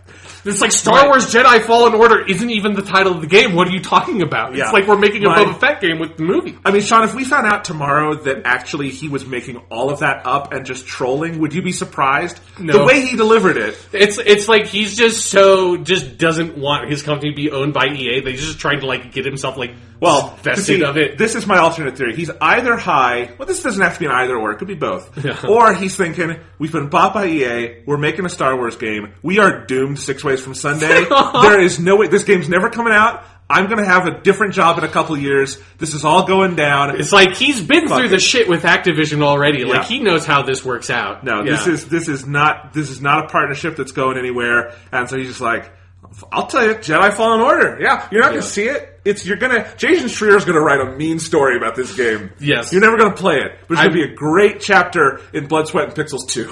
Yeah, the one thing I was disappointed about with this reveal is that it didn't have any opportunity for my eyebrow to raise at the logo for the Frostbite engine. It'd just be like, okay, sure about that one. They seem pretty proud of it this year. It was on a lot of trailers this year.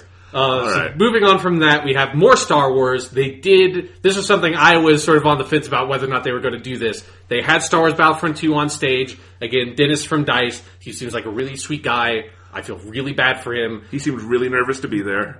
Yeah, because they basically made him go out there and fucking commit, like, video game seppuku. Like, It's just, you don't do this to like, this sweet dude from DICE. Video game seppuku, fun fact, is committed with a Wiimote. Yes, it is. It's like in the movie Harakiri. It is very hard. It is very brutal. It takes a long time. It's rough.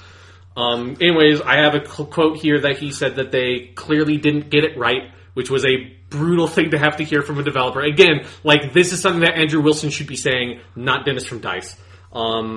So then, I'm just going to read some of my notes here. They are doing the full mea culpa thing like I thought. He's talking about how they have updated and improved the game. There is solo content coming soon with Kessel that's associated with the movie. They are just now showing looped footage while Dennis from DICE is talking. So this is the first time that they're just like, we're just showing like GIFs, which is super bizarre because this is a video game that is literally already out. Like, yes. You could have just put it, like, stream from Twitch on the screen and had more footage than, like, the, like, hip of Han Solo, like, that's probably the new, like, model for Han Solo from the movie, and then, like, a, like, sky shot of, like, the people fighting on Kessel, and then, like, a low shot going through a tunnel. And they just went through those 3 shots, like, 5 times while Dennis from DICE was talking about it. They then said that they are going deep into the Clone Wars, which is what they said, which I disagree with them saying they're going deep. They are featuring content from the Clone Wars. There's no talk of anything from the like show, but only from the movies because they have General Grievous. So if you thought that you were going to hear the name General Grievous on an E3 stage the year 2018, you were right. There he is. And they had a big picture of him up on stage. They're having the Geonosis map, which was weird to me that Geonosis was not already in the game. That is the bug planet from the end of Attack of the Clones. That seems like that is a map. Huh. Because they already had prequel content. That's the thing. They had, like, Darth Maul and Naboo and stuff. That was their whole pitch for Battlefront 2 last year.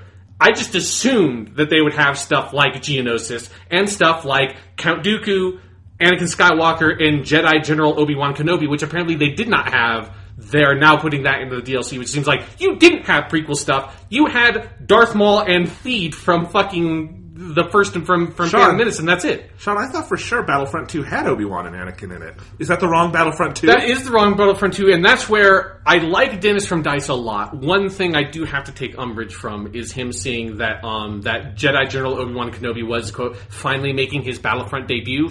That's not fucking true.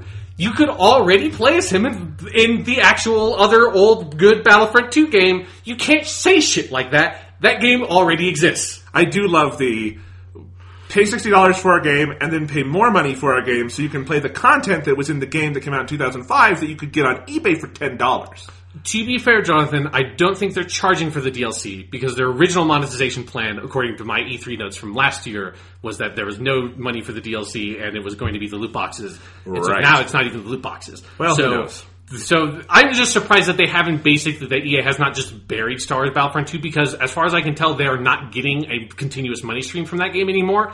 I don't understand how EA is letting that happen. It's like they're all so embarrassed by it that they're like, fuck it, we're just going to lose a ton of money on this shit. All right, what's next? Up next is Unravel 2. All 17 hours of Unravel 2. This was a pretty long demo. It started with what I said looks like the beginning of Uncharted 4, but with Yarny. When they're in the river or in the ocean, and it's like this tropical storm. And there's something like there. I think it's because obviously you see shit in that like movies 100 times, but it's like the video game aesthetic of it is like this just looks like fucking the level from Uncharted 4, where at the beginning of the game. But yeah, so this is the sequel to Unravel, a game that people seem to be very meh on that first one. A game that came out. It was very like indie platformer with a heart. The Yarny dude, who's the same Yarny dude from the last time they had Unravel on the stage, said, quote, "In Unravel, we used yarn to symbolize love," which was a line that's like, there's something about, because this is going to segue eventually into the Sea of Solitude stuff. There's something about me having watched EA's press conferences for like 6 or 7 years now, that they have done this exact fucking shit every single year.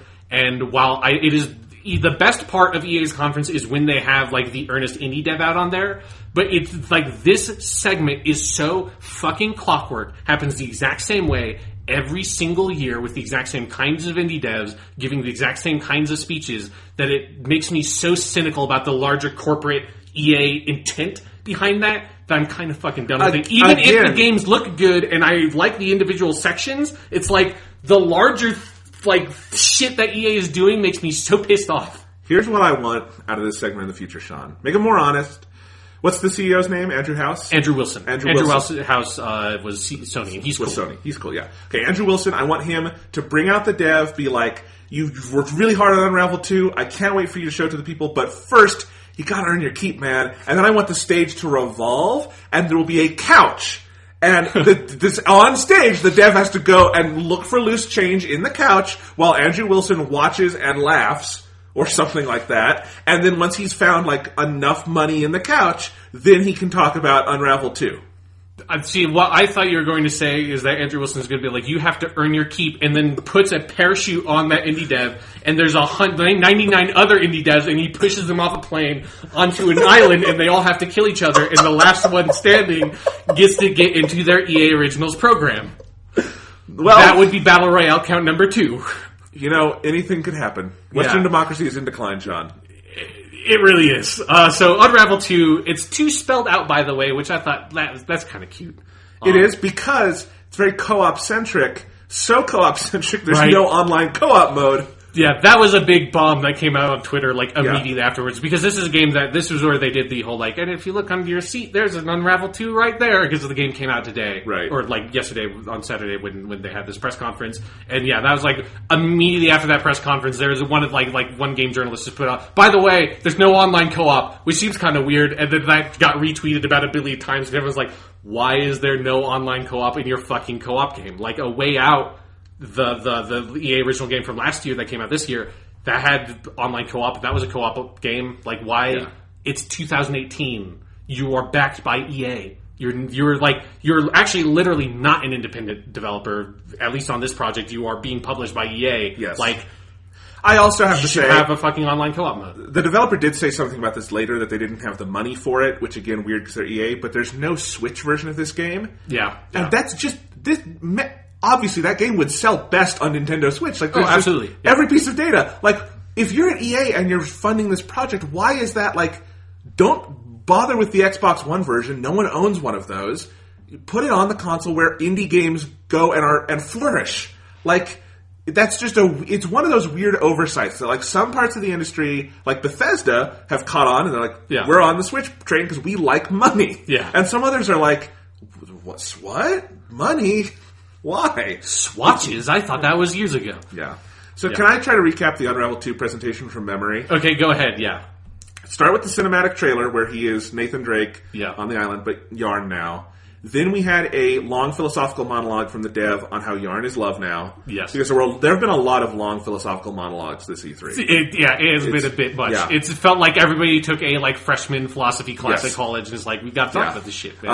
Loneliness makes us monsters. Yeah, so he talked about it for a while, and then they showed some gameplay behind him, and then he got on the couch with the other dev dude who we're had trouble getting that when the wall spun around and there was a couch and there's like his buddy on the couch just like, let's play Unravel 2, my friend, very casually. And they had not set up the demo yet, and you heard really quickly, like, this isn't set up. Yeah, and you see this like dev PC menu pop down, and so I suspect that maybe they were not actually playing the game, they were just like pretending to play it over like recorded footage, which is fine. That's how demos work. But it's a bit weird that the game is out and that happened. But then they started the demo, and it went on and on and on, and it sounded like two kids like using their parents' live stream equipment for the first time. It was so awkward. They didn't really do anything to like show off what made the game special. It was very weird. And when all that was done, they showed another trailer for the game. It felt like it was never going to end.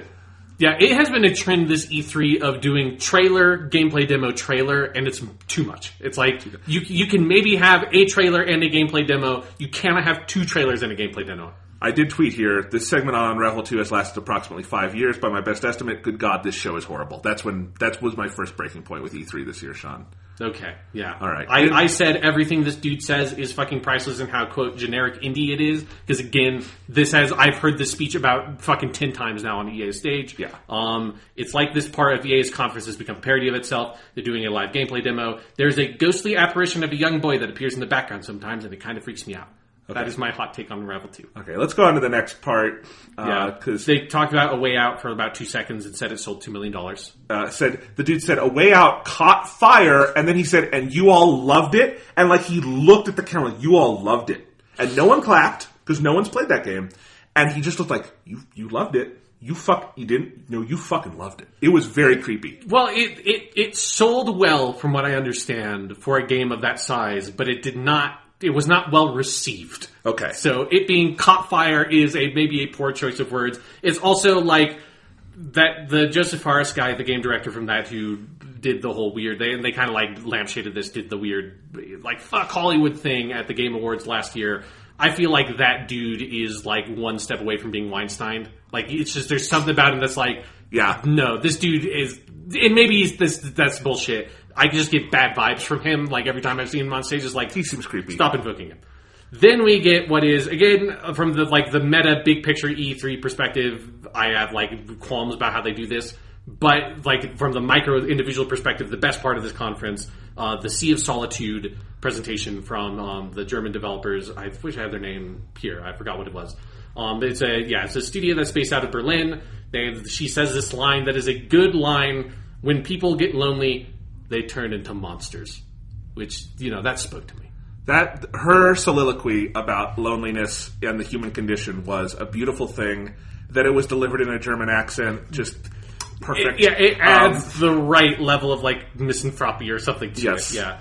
The only way it could have been better is I want to do a Kickstarter to take a transcript of that speech and have Werner Herzog read it. Yes. Yeah. That would be amazing. That's the only way it could be better. But that was great. We saw there was very little of the game. It looks like there was a trailer. Yeah. The art style is very Wind Waker-esque, like how it does water and stuff. Yeah. But I mean, I'm excited for that. It looks cool. It had like not like jump scare horror vibe, but kind of like a sort of like psychological horror-y thing to it. I really like the weird character designs. It was sort of like vaguely surreal with its approach. There's another line I had here that I wrote down that I love that she said, "Every human being has experienced or can remember experiencing the feeling of loneliness." Yeah. Which is just like, I want that, if they release a physical version of this game, I want that on the back of the box. Yes. Like in the big font at the top of the game, at the top of the back of the box. It's like everybody can remember the feeling of loneliness. Yes. All right, so that was good. Then what? Then we had NBA. Well, you kind of talked about that. I wrote down a quote here. "Basketball is the soul of humanity striving against the futility." Okay, this was my thing. See, basketball game trailers are fun and high energy. They do not do the thing of saying basketball is the soul of humanity striving against the futility of life, improving ourselves as champions of our own destiny. I just appreciate that it can be fun because it's basketball. So they're making another basketball game. Then Madden happened. The Madden one was a bit weird because that was the douchiest trailer I've ever seen.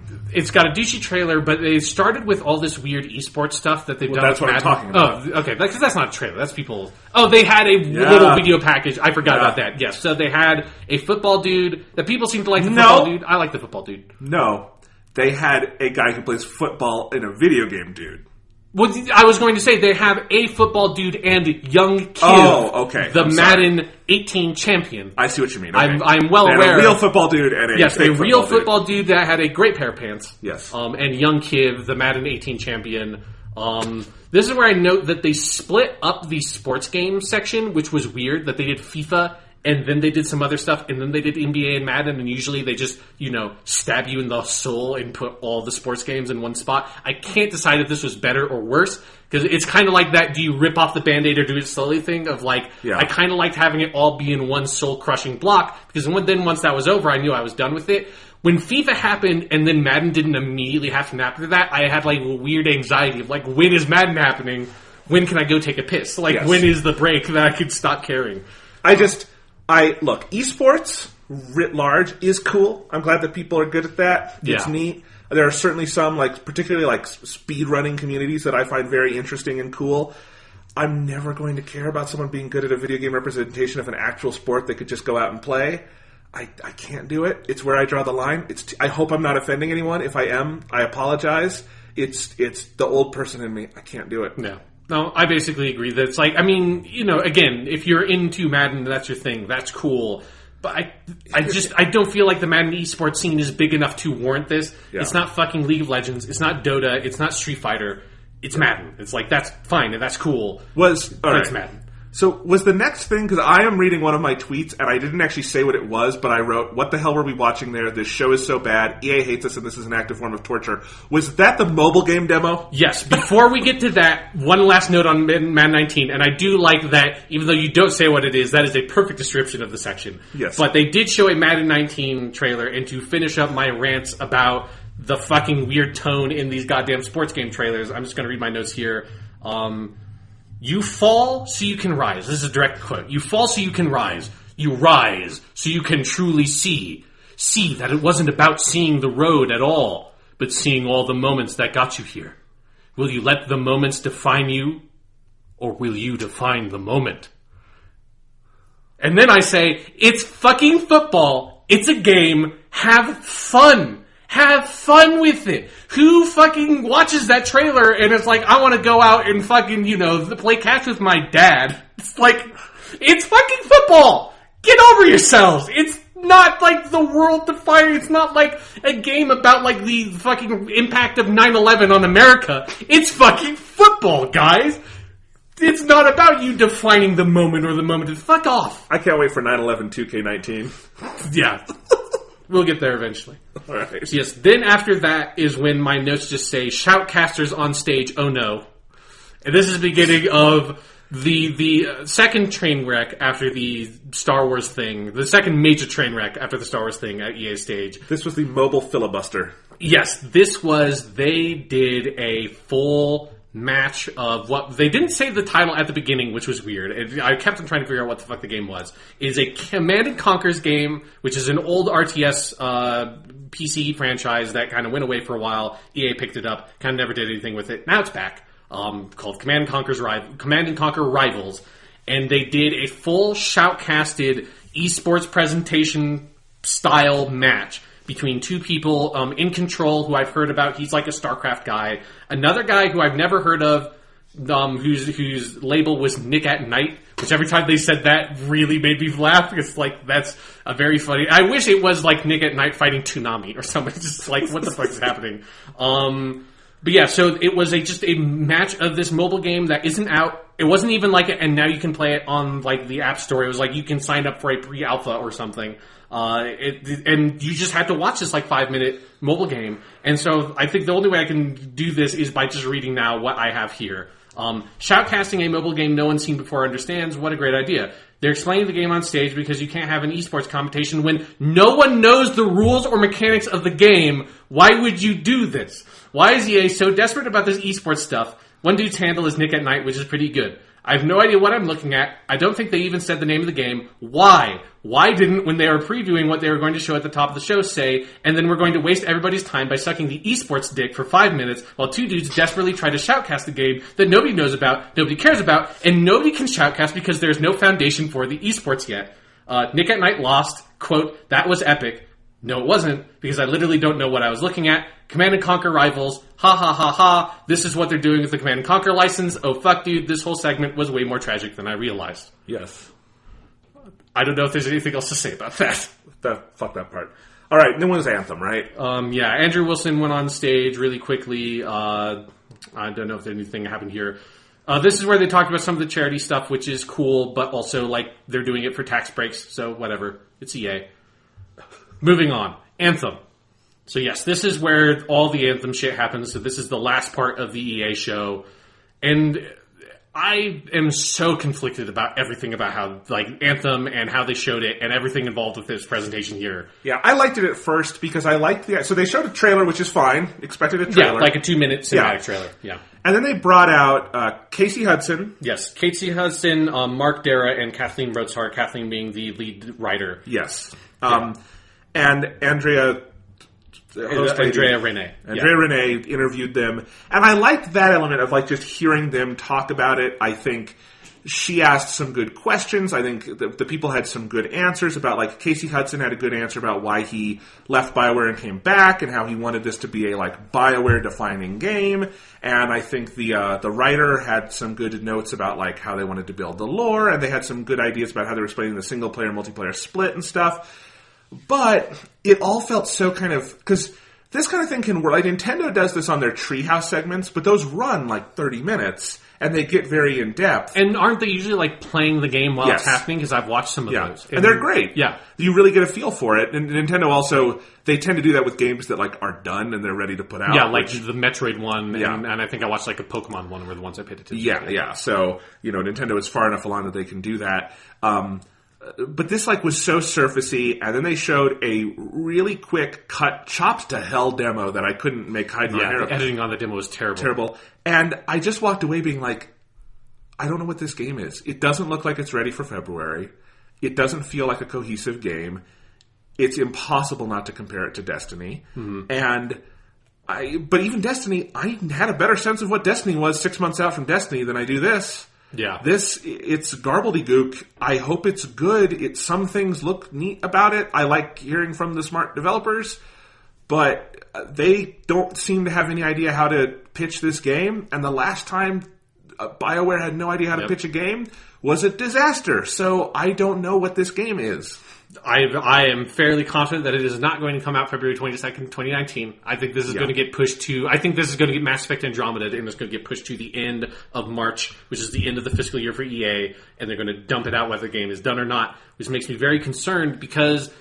While I really like the idea of, and I like having devs on stage talking about their games, I like that at E3. That's one of the things I loved about the Bethesda conferences, that there was a lot of that, and it can be done well and it can be done poorly, though. And it's not about, like, the method of having the devs on stage. It was that, like, we had no. It's kind of like with the esports mobile thing. Like, if you don't have the context, you can't understand it. If you don't know the rules of Anthem in an abstract sense, I can't absorb any of the information that you're talking about.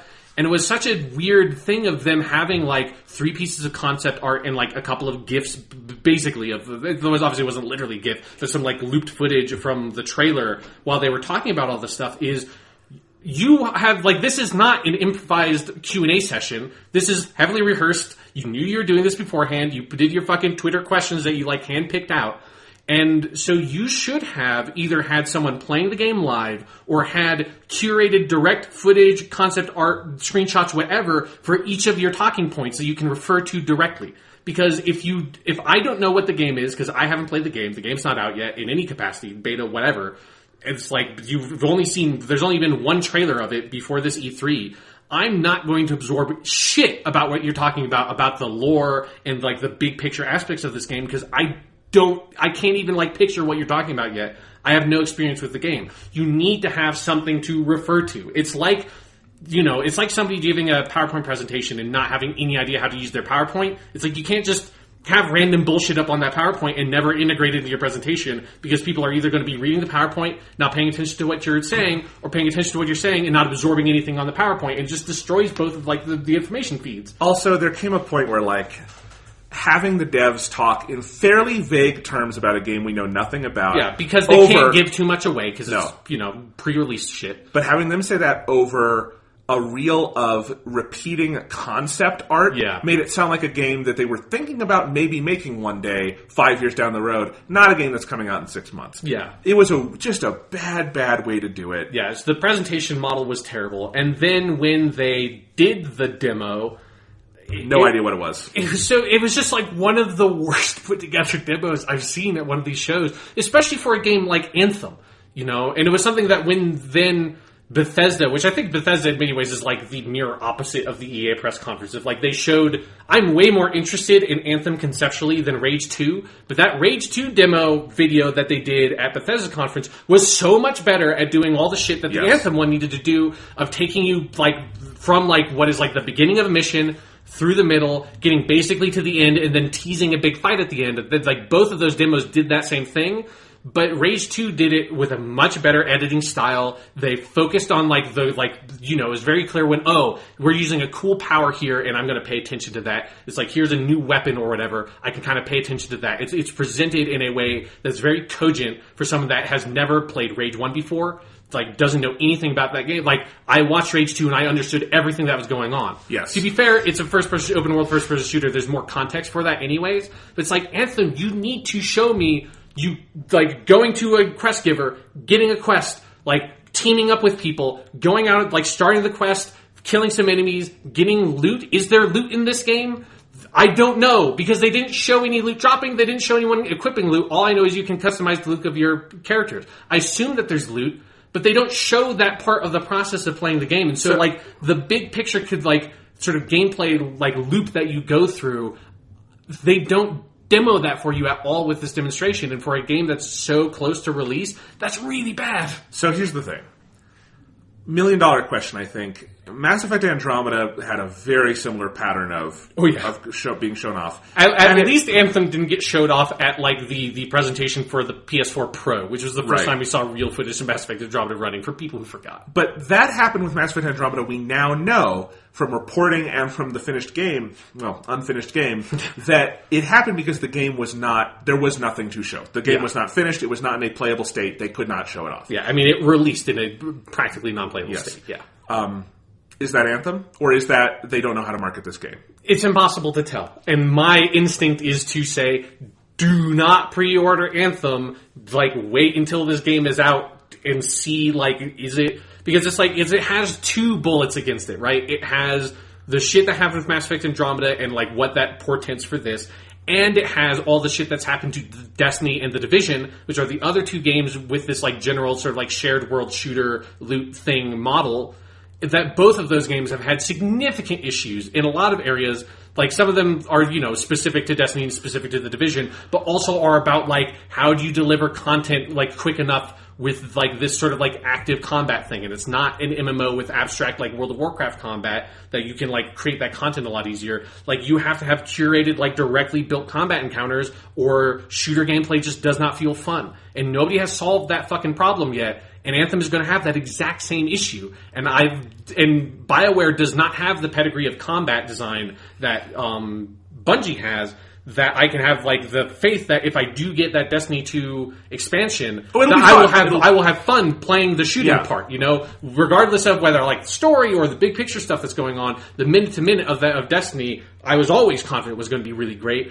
Like, I've enjoyed the combat in BioWare games for some of the BioWare games. I don't like the combat in, like, Dragon Age Inquisition, for example. But, like the combat in Mass Effect 2 and Mass Effect 3 is not so good that I would be willing to sacrifice the great, like, companion characters and romance options and all of, like, the core RPG stuff that feels like you have to kind of sacrifice to get this co-op shared world shooter thing with Anthem. I don't want to make that trade. I would rather have the more traditional BioWare RPG. And who knows? I do think we're and this is one of the ways I think Western game development is in a real rut right now, is I think a lot of these studios are chasing after this white whale that is uncatchable and doesn't exist, of, like, what this big co-op shared world thing can be. Yeah, it's like, it's an MMO without being an MMO because they don't want all the drawbacks of an MMO. But it is incompatible with the genres they make. It is not necessarily what players actually want. It is often incompatible with the things they are good at as developers. It is incompatible with storytelling. there may one day be the breakthrough that puts it all together, and it could be Anthem, who knows. But I think everything we've seen, that like Bungie has had $500 million and multiple swings at that bat to get that right, and they've come, I think, very, very close. But it ultimately feels like that's just not a thing. It's just not a thing. Yeah, so I don't know. That's going to be something to talk about with Fallout 76 when we get to Bethesda, because it seems like that's doing a similar thing. But yeah, Anthem, I'm concerned. February 22nd, 2019, that's when they announced the release date. That's not happening. All right. But it's not coming. It can't push later than March, because that's not how EA rolls. So weird. Yeah. I don't, someone needs to explain the business side of that to me, because...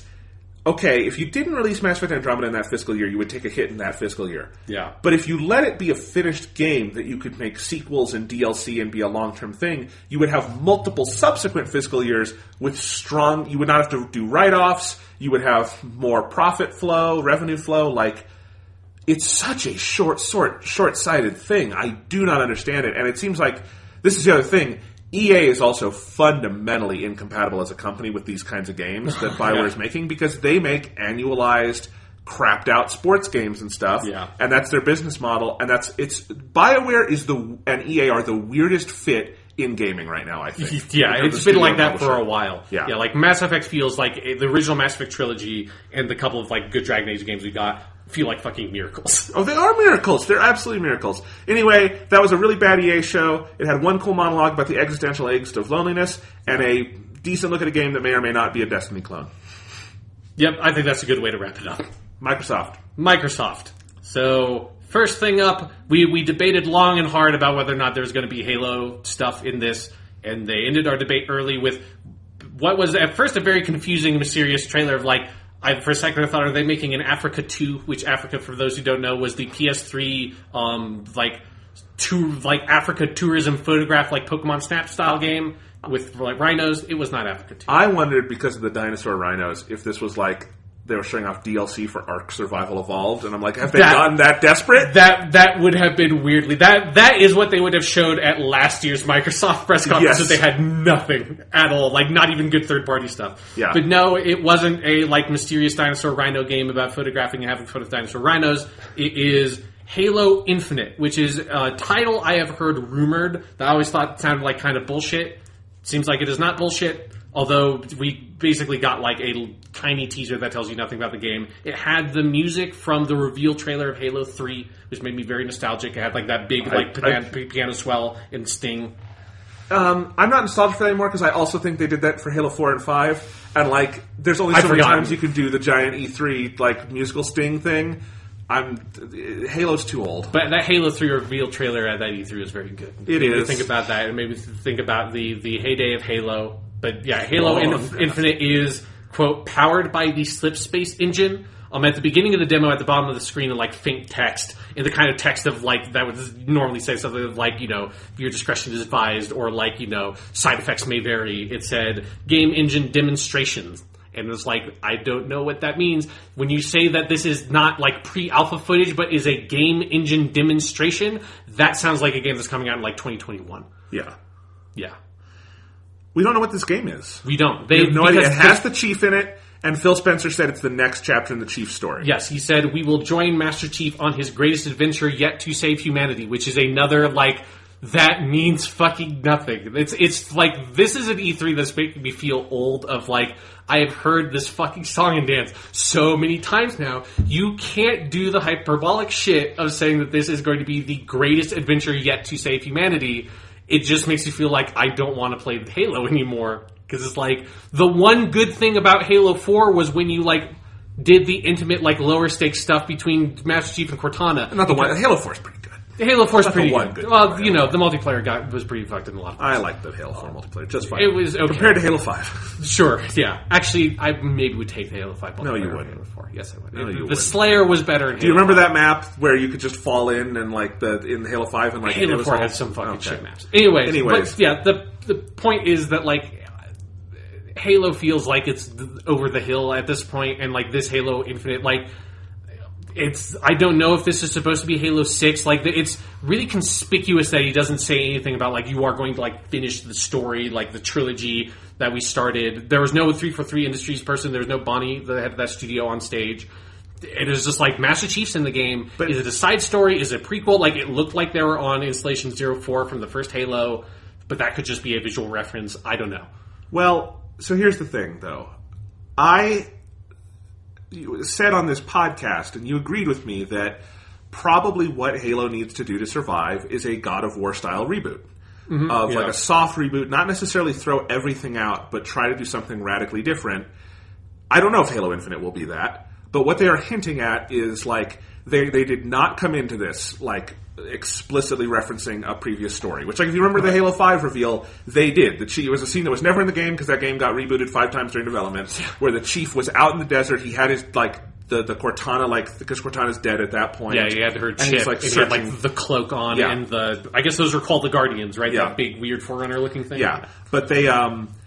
it was a very explicit, this is the next chapter after Halo 4. This was not that at all. Now, I think there were very few details released throughout the day from this. I did read at least one story that had some sourcing that this is Halo 6. This is the next game. They're not calling it Halo 6 because I think once you get past 5 games, you're not allowed to use numbers anymore. But... like, Gears 5 is going to be the last numbered Gears of War game. It's just the law. Yeah. But anyway, so what were you going to say? I have a quote here from Kotaku that I think is the story that you're referring to, and this is a quote. I'm not sure who, someone from 343 said, the team has, because this is like both, I have very mixed feelings about this quote. The team also heard feedback loud and clear on the amount of time spent playing as the Master Chief in Halo 5. In Halo Infinite, the game will focus on the Master Chief and continue his saga after the events of Halo 5. Yeah. So that does seem to confirm that it is post-Halo 5. It's not some side story or something. But also that line that we have heard you loud and clear on the amount of time spent playing as the Master Chief in Halo 5 tells me they have no fucking clue, apparently, why people don't like Halo 5. Yeah, because it has nothing to do with not like Halo 5 would have been probably a better game if you didn't play as the Master Chief at all and it was just Agent Locke and you saw the Master Chief entirely from that perspective. That would have been a better game. Yes, you know, but they've also been saying that for years. That's not a new quote. The 343 people have said that multiple times over the last few years. No, they have no idea. Yeah. But I don't want to say they have no idea. They clearly are not doing Halo 6 as the traditional, like, just next Halo game. Because probably, I guess. Probably, I mean... we know so little about the game that I'm not even confident in saying that. Like, we know they're doing, like, an art direction change at the very least. Well, so it's... I don't know, like... best case scenario is they're trying to I don't know what it would be, but a nice big rethinking of what Halo might be. And honestly, like an open world style Halo thing, Halo, if any FPS could be built for that, it is Halo. If you look at like the history of that series and how Bungie would build these big intricate levels, I think you could do something like that with Halo. Worst case scenario, is this a Destiny clone? Fuck. Because I think that probably, like honestly, that's probably what it is. It probably is open shared world Halo. Someone said this twice today on Twitter. They did it for Halo Infinite and then for Doom Eternal, where they said that sounds like a great name for a game you plan to have as an ongoing platform for releasing content, not for discrete. I hadn't thought about that in regards to Doom, but Halo definitely sounds like I think that. I mean, I think I'm worried about this one. Yeah, it's like, you know, I don't know what Halo announcement they could have made that I would not have been like, you kind of roll my eyes at, because it's just the state that franchise is in now is so poor. It's like, but it is definitely something of like, again, this, in the traditional Halo cycle, this would be the year, like this fall, this November would be when a Halo 6 would normally come out. And them saying this is a game engine demonstration is like, what the when is this game? Like, what is this game? When is it coming out? This isn't a 2019 game, right? Do you think? I don't think you'd put, like, they said multiple games. Like they put a date on Ori and the Will of the Wisps as 2019. If they were thinking that it was going to come out in 2019, they would have said that. Yeah, so it's like, it has to be at least 2020, if not longer. Yeah, who knows? Is it even an Xbox One game? Is the question. Well, no, I don't think so, because I mean, they're already, because I think Xbox is going to relaunch before PlayStation does, clearly based on what they said today. And Yeah, I think they're looking for... I think they're planning for the future. Like, I think... That is what this E3 conference very much was about. Like, let's talk big picture for a second. Okay, yeah. Because Phil Spencer just straight up said, we're working on the next Xbox, which was almost like a gasp moment of like... Because you could hear it in the crowd of like, you don't usually say that. Yeah, this far out. Like they had a big segment that we'll get to on... They have bought 5 studios and incorporated them in, but they had nothing to say about what they're working on, obviously because it's new. They had a couple of we've got a new Gears game, we've got a new Forza game. It's got like 3 New Year's games in a weird way. Yeah, weirdly. And then a bunch of third-party stuff, but clearly everything... If you looked at what Phil Spencer was saying, because Phil Spencer is an eloquent guy, he's good at messaging, and he is very well liked in the industry. Like, you trust... Like, the reason Todd Howard came over and showed the Fallout trailer they were planning to show later that night is because Phil probably just asked him to, and they're buddies. That's how it happened. And so if you look to what Phil Spencer was saying, and I think what he wanted people in the room to take away was very much a reading for me of like, we know we've had some rough times. We think we have a plan forward. We know we want to invest in hardware is important to us. We think we have good games and we want to invest in that, but we want to regrow our base of first-party studios, and we are looking towards the future, and I think implicit in all of that was this generation has been a wash, but we think we can hit the ground running next time. Yeah, like what this conference felt like, because structurally this conference is the same kind of thing they've been doing for a while now. Yes. Phil Spencer, like focusing mostly on Phil Spencer, kind of like segueing between segments. A couple of first-party like games that get a little bit more gameplay demo, but mostly it was gameplay trailer, and they, like that dude saying world premiere over and over again. It's that kind of conference, and it feels like it is the next step in what all these E3 press conferences have been, of them digging out from the trench that they found themselves in after 2013 when they announced the console, and that E3 that year was so fucking disastrous and tragic for Microsoft and the Xbox brand that like each E3 after that has been this slow climb out of that fucking trench they dug themselves into, and this feels like they're getting close to cresting it maybe of... They have almost nothing like major first party to show, like nothing that we didn't know about. But like they're made like the only things that they announced that were like, we're investing more into first party development by making a studio and buying 4 others, even if 3 of those studios only made Xbox games anyways. So it's like there's kind of like a quality to that announcement, but it's like, and then it's like we're investing in systems and like weird streaming cloud bullshit, and we're doing new consoles, and it's very much we are looking to the future. It was like Microsoft the Xbox brand might be something interesting to invest in like 3 or 4 years. But it feels like now in the immediate future is a lost cause, is what it felt like. Yeah, I mean, my takeaway was, wow, there's a lot of games on stage I can't wait to play on my PS4. Yeah. Which is not... Can I also say one other thing? Okay. I don't want to be too negative, because there actually are some things I really liked from this conference. Yeah. They showed off at least one exclusive that, no joke, I think looks phenomenal, and that's Forza Horizon 4. Of course, yeah. And I think people who just dismiss that as like, it's their annual racing game... First off, go play Forza Horizon 3, and then look at that. It was truly a solid E3 demo. That was a great demo. It's just like, it doesn't have a surprise factor. No, it does not. And it's like, and the problem is like, racing games are such a generally insular kind of genre. Horizon does good stuff of kind of trying to reach out of that bubble, but it's not something that can draw new people in. And so it's like, if you were interested in Forza Horizon 3 2 years ago, or 2 years before that, or 2 years before that, you're probably not going to be interested in this one. Right. So, but anyway, what I was going to say is that I have come to hate the way Microsoft does these pressers. It's exhausting. It is exhausting. They are so long. This one was 2 fucking hours. Yep. They are absolute marathons. Phil got up there at the beginning and said, we're showing 50 games today, and it sounded like a threat. Because I knew that from like previous years of like when they said 50, they meant 50. You were going to look at 50 fucking games in 2 hours, and it's too much. Like, have they really not... I mean... I was going to say, have they not watched a Sony conference and tried to mimic that? But they can't, because they don't have enough games to show.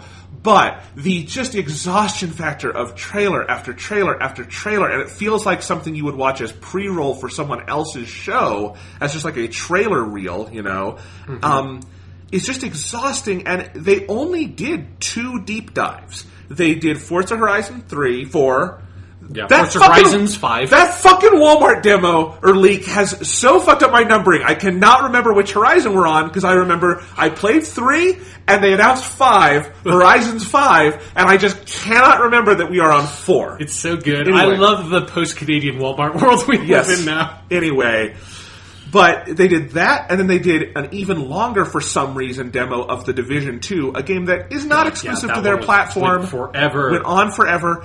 Even Gears 5 at the end had a long segment, but it was not a demo, and I would not call it in-depth. So, overall, there were only 2, actual, let's play a game. And the reason, you and I have come to so enjoy the Sony thing is that they've found this really nice groove of, we're only going to show 7 or 8 games. Yeah, we're going to do a nice, deep... Big games. Yeah, big games. We're going to deep dive. We're going to show you why you should be excited for this game. And that's cool, and you get to hear from devs, and you get to see, the game in progress, and it's a very neat thing. Nintendo is good at this kind of thing, too, of, we're going to focus on what we're going to show you. It's not just going to be a run of shit. And Microsoft is a run of shit. Most of it has nothing to do with the Xbox platform other than you can play it there if you're one of the 30 million people who own one. Right. And I don't get it. I don't get why this is... I get it in the sense that what they are pitching as is, Xbox is the best place to play all this stuff. Look at all this stuff you can play on Xbox. But if you are at all multi-platform, there's just no focus to it. There's no shape. Yeah, and it's something of where it's if you were a big Xbox fanboy, sure, you enjoy this, oh, cool, I can't wait to play Sekiro and Shadow of the Tomb Raider and fucking Dying Light 2 or all those games. Is there's going to be 5 games probably that Microsoft showed that is going to interest to you because it's they showed a shit ton of fucking games.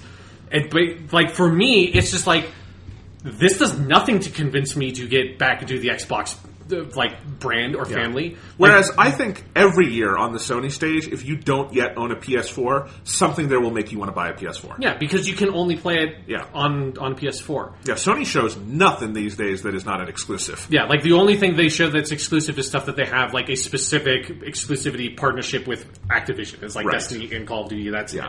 All right, so let's go through the... but I just want to point out really quick, pursuant to all that stuff of, the Microsoft's approach to, we're going to just throw 100 game trailers at the wall, and hopefully you like some of them, and hopefully don't pay enough attention to where you can buy these games, is that at last year's E3 27, according to my notes, they said that they were going to feature 42 games and 22 console exclusives. This year, Phil came on stage, and he said 50 games... 18 titles with exclusivity, which is such a fucking phrase. Such a fucking phrase. And 15 world premieres, which the world premiere thing, the 15 world premieres, he also tweeted before the show went up, I think a day before. But yeah, it is just this fucking machine gun barrage of video game trailers at you of I can't sit down here and watch trailers for 50 video games. Now, to be fair, about half of those games are all covered in one big reel in the second third. That's how they did it last year. That's how they did it this year as well. So it's not really showing off 50 games. But like you said, when you say that, it feels like a fucking threat. It feels like I'm looking at my fucking watch or my laptop clock and be okay, I guess I gotta sit in here for a while. It's like if your teacher comes into class and says, today we're reading 50 pages of the Odyssey. Yeah. And you're I don't want to read 50 pages of the Odyssey today. Yeah, because it's a good metaphor, because it's also it would be hard to absorb that long of a stretch of that contained thing. It's if you focused on 10 to 12 pages and did a deep dive on those 10 to 12 pages, maybe we could really talk about the use of, heroic epithets in the Odyssey. But here we are, that's not the world we live in. It's not about depth and intelligence, it's just about fucking getting through the content these days, Jonathan. All right, let's get through the content. Let's get through the content. Exclusive. Ori and the Will of the Wisps. They showed a trailer. It looked nice. That game is maybe going to come out in 2019. Very pretty. I should play Ori 1. I haven't. It looks... I don't want to be glib about this one. People love that game for seemingly good reason. This one looks good, too. Yeah, they showed it last year. It's a nice feather in Microsoft's cap. Yes, it is one of the few little... Kind of like Cuphead. It's a little exclusive that it's oh yeah, it's that's right. I kind of do want to play that game. Next up, another world premiere, or I guess it's their first world premiere.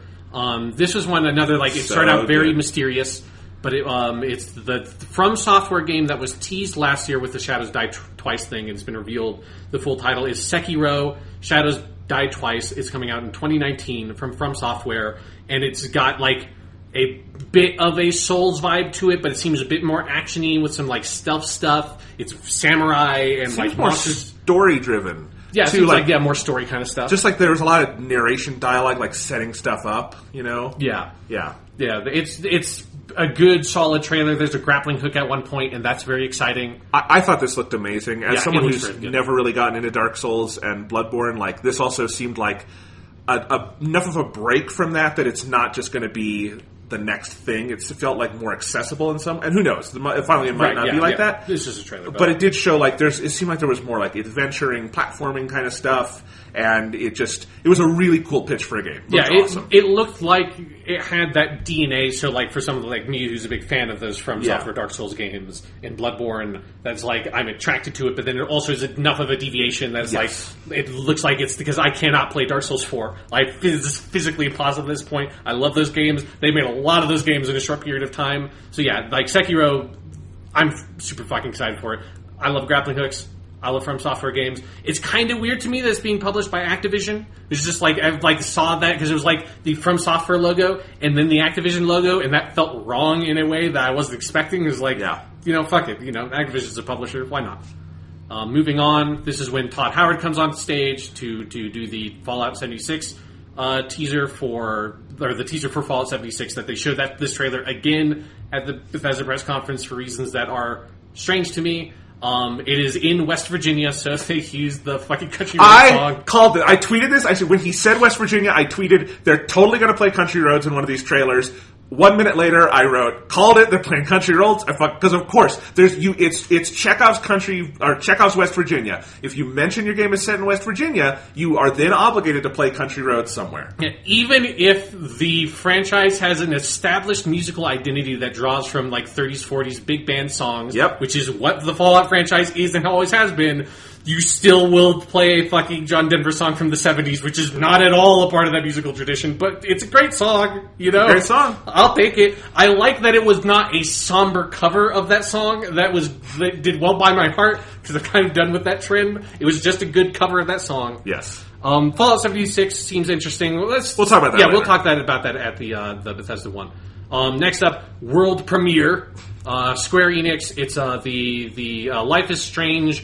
I didn't have enough time to read the full thing, but there's an article on Eurogamer that kind of goes into this Life is Strange prequel, or Life is Strange 2 prequel. Life is Strange 2 is not out. Apparently this thing, they did not explain this at all, is a prequel to Life is Strange 2, which is yet to be released. I thought Life is Strange Before the Storm was a prequel to Life is... That is a prequel to Life is Strange 1. This is a prequel to the unreleased and not yet officially properly announced Life is Strange 2. It's really needlessly confusing the story around the game. It's probably why they didn't mention it. It actually looks pretty cool. It's called The Awesome Adventures of Captain Spirit. And so it seems like it's a standalone free download that is in some way going to tie into Life is Strange 2, which is not from the impression I get, it's an anthology kind of thing. I do not expect the characters from Life is Strange 1 to appear other than maybe in a big cameo or something. I do think it's funny that they're just full on making a Life is Strange expanded universe, because I still would someday like to try that game, and now that there's a million of them, I'm never going to. There's too many. But this is going to be free. It's going to be on June 26th, so I'll probably check it out. And it seems like a good way to check if you're into... Because for those who haven't played Life is Strange, it's basically a Telltale game, but good. So I think it's worth checking out. So that's all I'll really say about that. Next up, exclusive. Crackdown 3. This is Terry Crews shouting at you. Crackdown 3. That's a video game that maybe will come out in February. Probably not. I did like that when it was over, there was such lukewarm applause. It was just like... It's like the most obligatory E3 applause I've heard. Yeah. I really like Crackdown 1. That game came out in 2007. It's been a long time. And this trailer looked like a trailer for Saints Row 5, not a Crackdown game. It was weird. It had no identity whatsoever, other than Terry Crews, which is a fine identity to have. But I don't know. I just hope the actual game is 100% Terry Crews shoutcasting at you while you play. Yeah. My fear is that Terry Crews is in very little of that game. That was my suspicion. Yeah. Terry Crews ain't cheap. Yeah, it's you can't just get him for a dumb 5-minute cameo. That would never happen in anything. Moving on. Nier Automata.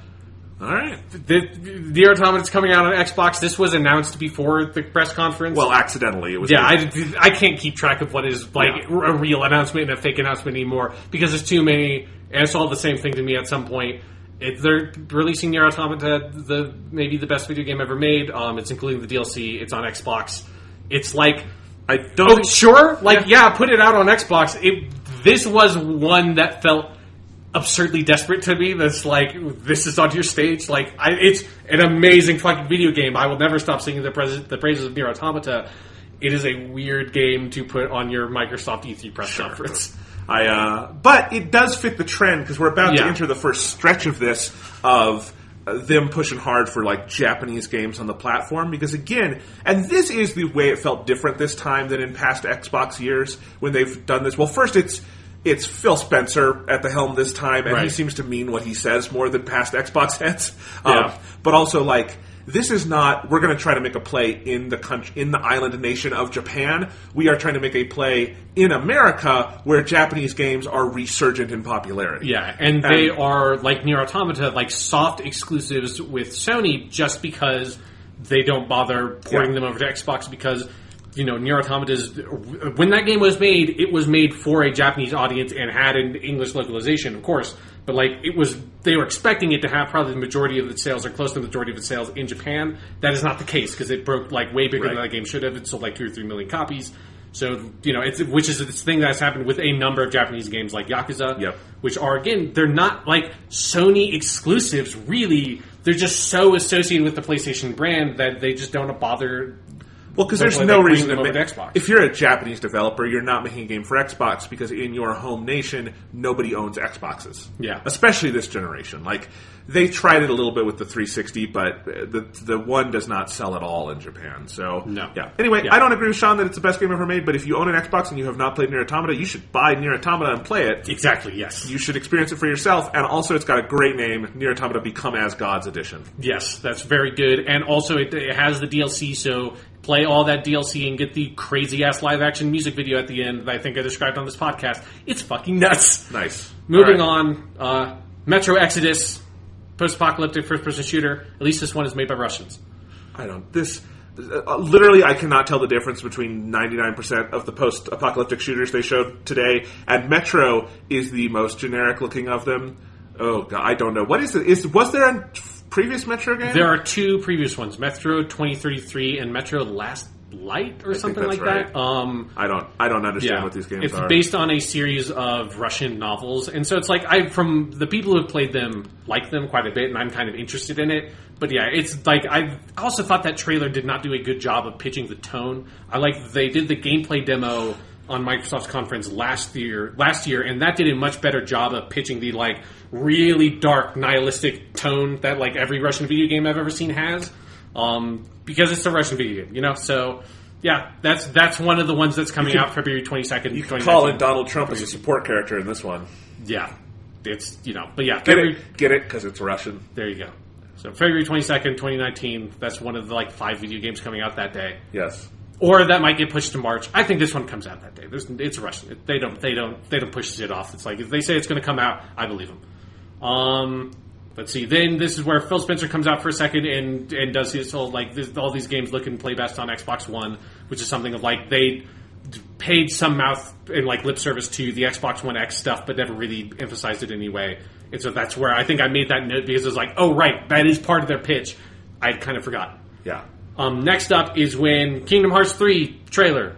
Apparently, I didn't realize that the other Kingdom Hearts games had never been on Xbox in any capacity because they re-released all those games 100 different times. I thought one of those would come to Xbox. It is kind of weird that this is coming to Xbox One, but they did not port the HD collections. Yeah. I do think those have some exclusivity with PlayStation because, at least timed because they did that with Final Fantasy ones also, and then it was years later they came to PC and other platforms. So I don't know, but this was a great trailer. Yeah, it was a good trailer. I mean, it was mostly nonsensical. It was mostly nonsensical. Yeah, they're all nonsensical. Kingdom Hearts is, if you look up nonsensical in the dictionary, it's a picture of Goofy with a keyblade.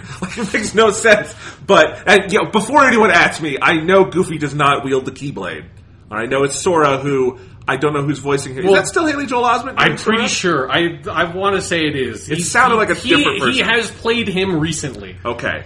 Anyway. Haley Joel Osment, star of one of the episodes of the second reboot of the X-Files. Okay, cool. Yeah, that was a good episode. But this was a good trailer. They showed off Frozen. Of course, Frozen is in the new Kingdom Hearts. It has to be. But I did notice one thing that was kind of funny is that I'm used to the PS2 Kingdom Hearts games where they look like very crude CGI representations of Disney movies. The last time there was a console Kingdom Hearts, Disney had not made a CGI movie yet. Keep that in mind. Pixar had. Yeah. Disney had not. They had not made a single one. It was 2006. So, and their first one is, I think, 2007 or something. Like Tangled or something like that? I think it was Bolt, technically, but doesn't matter. That's a fucking deep hole. That's the one with John Travolta and Miley Cyrus. I wonder if that movie world is in this game or not. Bolt was pretty good. It's not going to be in this one, I'm guessing. But anyway. I'll take your word for it. But now, one, game technology has developed a ton for 3D graphics, and all of Disney's movies are CGI. So, like, when they were showing the Frozen stuff, it just looked like the movie Frozen. Yeah. And that was kind of wild. Have you seen any of the Toy Story stuff? Yeah. The demos? Yeah, it looks really good. No, and all the worlds they're showing off, like, that is the thing that makes me want to play this game, is, like, the Wreck-It Ralph world, and the Toy Story world, and the Monsters, Inc. world, and this, like, it looks like really good representations of these cool places. And then in the smack dab in the middle of the trailer, Sora says, "Roxas isn't gone, Roxas is in my heart, Kingdom Hearts!" And I was like, God bless you, Kingdom Hearts. Yeah. I have no idea what you're about. There's a part where they just, like, cut to Mickey being, like, sucked into a black hole while he's, like, screaming some nonsensical shit at another character. It's like, what is happening? Honestly, this looks like a good video game. Yeah, like, if you like Kingdom Hearts, I'm sure you're going to love Kingdom Hearts 3, but it leads me to, like, because while I was watching this trailer, I was pondering some questions about Kingdom Hearts 3 of, like, how, who... Like, I get that you want Kingdom Hearts 3 to be on Xbox. Who is going to play Kingdom Hearts 3 on Xbox? Like, who is a Kingdom Hearts fan that is dedicated enough to this franchise to care enough to play Kingdom Hearts 3, a sequel to a game that is, like, 12 years old, that does not own a fucking Sony, like PlayStation 4? What have you been doing with, like, because it's something with Kingdom Hearts 3... I can't imagine it is in any way possible to jump in with this game. This is who knows? This isn't The Witcher 3. Yeah. There's not going to be like a 5-minute recap of what happened in the other games where you make some choices to something while you're like taking a bath. I can't imagine that you'd ever understand what's happening in this game if you didn't play all the other Kingdom Hearts stuff. Do you need to, though? Like, honestly... yes. I don't know about other people, but me, But that's 100%. the point. I do think there is a... Look... The last time Kingdom Hearts was on a console, all the people who like Kingdom Hearts were little kids. Like, it's been, not all the people, but like a significant portion of the audience. Like, my brother was super into Kingdom Hearts. He was like 10 years old. He's 23 now. Like, time has passed. I think a lot of people have probably switched console allegiances, and then probably back again, knowing that the way it worked. But anyway... Yeah.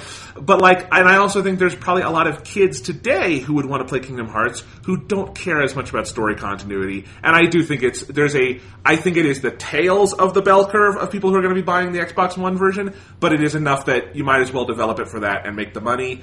It was kind of surreal to see it on the Xbox stage because those two brands don't mesh. Yeah. But I don't know, like, honestly, I'm going to try to play this game whether or not I'm able to catch up with the first two. It looks forward to you playing 2 hours of the game and returning it. Honestly, I will probably enjoy it more being gibberish than if I actually knew what was going on. Like, let's be clear. Yeah. I mean, one of the things that is interesting to me conceptually about Kingdom Hearts 3 that you kind of touched on was the idea of, like, obviously those games, part of what motivated them was like a nostalgia factory thing of like, we're taking old Final Fantasy characters and old Disney characters and we're putting them in one game with like new crazy bullshit. And when Kingdom Hearts 1 and 2 came out, a lot of the Disney stuff in them was older, was at least like 5, if not 10 years old, like the earliest. And so there's something weird about now. There's been so much time that has passed between Kingdom Hearts 2 and Kingdom Hearts 3. Disney has done so much since then, acquired properties and put out new properties like a Wreck-It Ralph, that it makes me wonder, like who... I mean, yeah, maybe there are a lot of kids that don't give a shit about the fact that this is Kingdom Hearts 3 and are, like, way into Frozen. But, like, there's something... It's hard for me to envision a 10-year-old kid playing Kingdom Hearts 3. That's like, I love Frozen. I saw, like, the advertisement that had Frozen characters. I'm going to play Kingdom Hearts 3. there's something. It's fine. There's something in my my head that I can't reconcile. I get it. I do think this game is going to be a monster hit. Oh, I think for sure. It's going to be huge. Yeah. And I will also say, I don't think they are unaware of the fact that it's been 12 years and that there have been a million spin-offs in the middle, too. I don't think... Look, most people...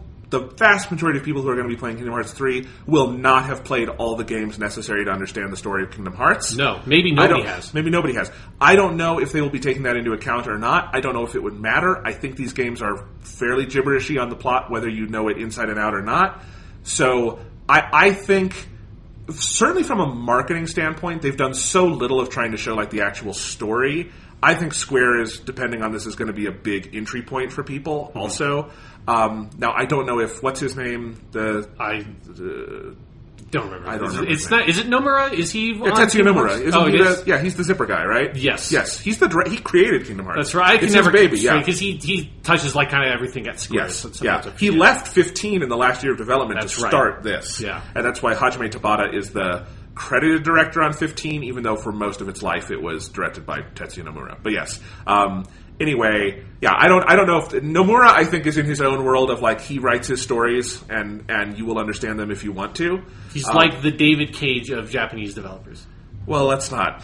Well, outside of the studio abuse, I mean, in terms of the work that I think produced. I also think significantly better at telling a story than that, but whatever. Anyway, let's go ahead and move on. Next was Sea of Thieves continuing its 44-year hot streak of showing up on Microsoft's E3 stage. Yes, there's a couple of expansions. There was a decent joke. There was here's this magical stone that prophesies the palace of darkness and the frozen shores and blah. And then it's cuts to a pirate dude who's huh? And she's oh, you just want money for this? He's ugh. It's see if that was a joke. EA Battlefield 5 was up next. All right. They showed the same footage they showed at EA, which they're 30 seconds of story content, which is some lady jumping off of a bridge.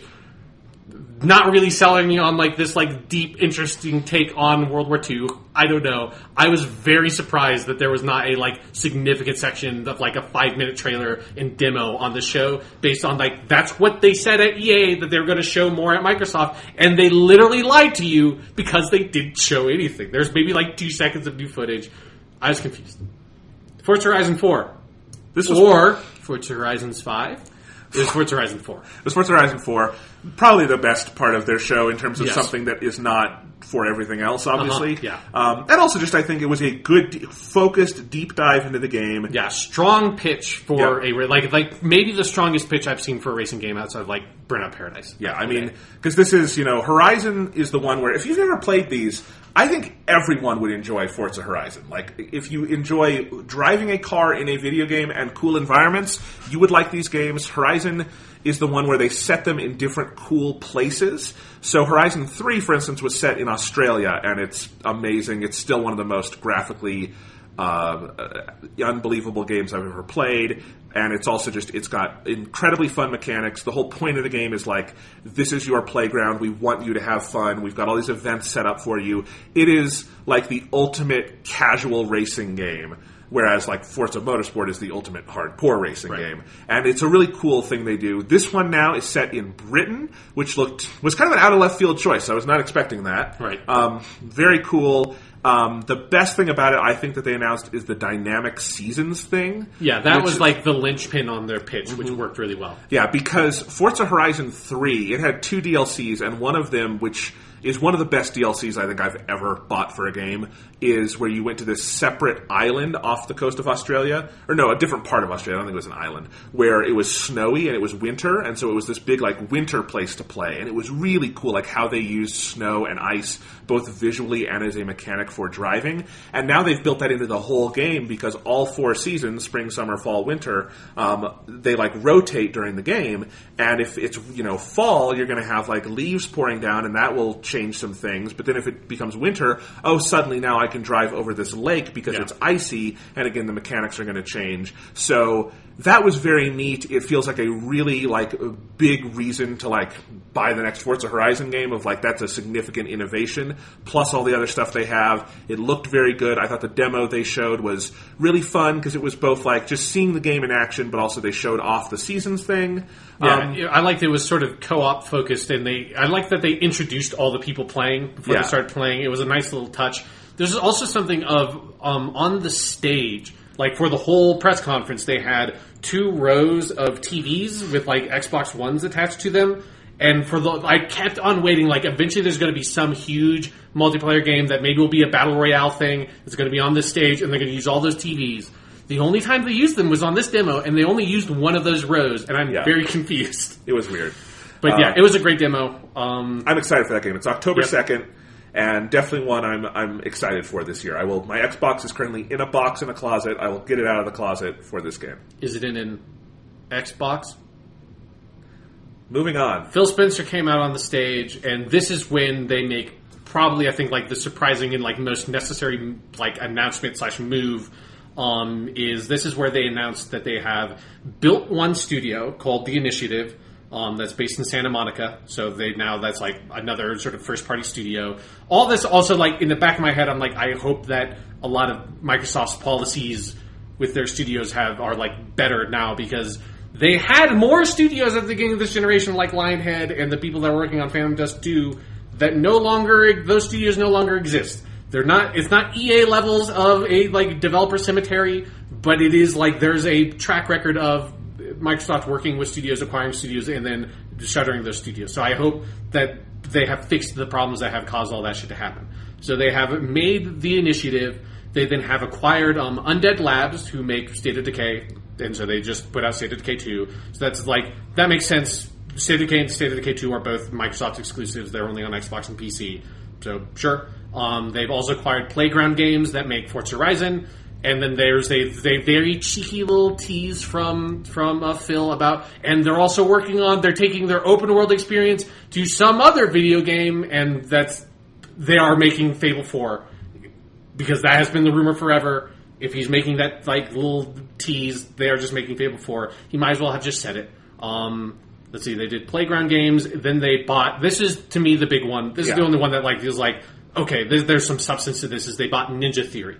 Makers of the old reboot of Devil May Cry. It's like there's a weird Devil May Cry thing to talk about later. But then also this generation, Hellblade, Senua's Sacrifice. They made Enslaved, Odyssey to the West. They made Heavenly Sword way back in the day on that was a Sony exclusive. So they are a strong developer that makes great. Hellblade: Senua's Sacrifice is one of the 10 best games this generation. I need to get around. I still have not played that one yet. But yeah, so that to me was very surprising. Where it's like them acquiring Playground Games and Undead Labs is like, there's one more. Yeah, there's one more after that. We'll talk about that. But yeah, those 2 purchases don't really like change anything about the playing field. There's probably like stuff that affects like their access to resources, maybe. But there's that. There's the extra investment in Playground Games. There's also that. Part of the reason why Microsoft has been a developer graveyard is that they tend to work second party, not like they buy a studio and work with them. Like, they never bought Bungie, and so when Bungie was done, they just left. They never bought, the people who made Gears of War. Is that Epic? Yeah. Yeah. So when they were done, they left, and then they had to cobble together new studios. So it does make sense to say, you know what, these guys are good, let's just lock them down. We own the studio, and hopefully we don't carve it out like we did Rare. Yeah. So, So then the last one that they acquired was Compulsion Games, which that was the only one when they announced. I'm like, who the fuck is Compulsion? Like, I've heard of Undead Labs, I've heard of Playground, I've obviously heard of Ninja Theory. Who the fuck is Compulsion Games? They're the developers of We Happy Few, which is now, because then they then showed a trailer for that game. It's going to get its full release in August 10th this year, and that like. This is one that's just confusing to me, just because like this game has been in early access for over a year / like early access / game preview on the Xbox. It had a really good trailer in like 2016 or maybe even 2015 that like had that very evocative like sort of 1984 like people have like those sort of happy masks on, and it's all about these like weird drugs and like work productivity and all that shit in this weird sort of like dystopia.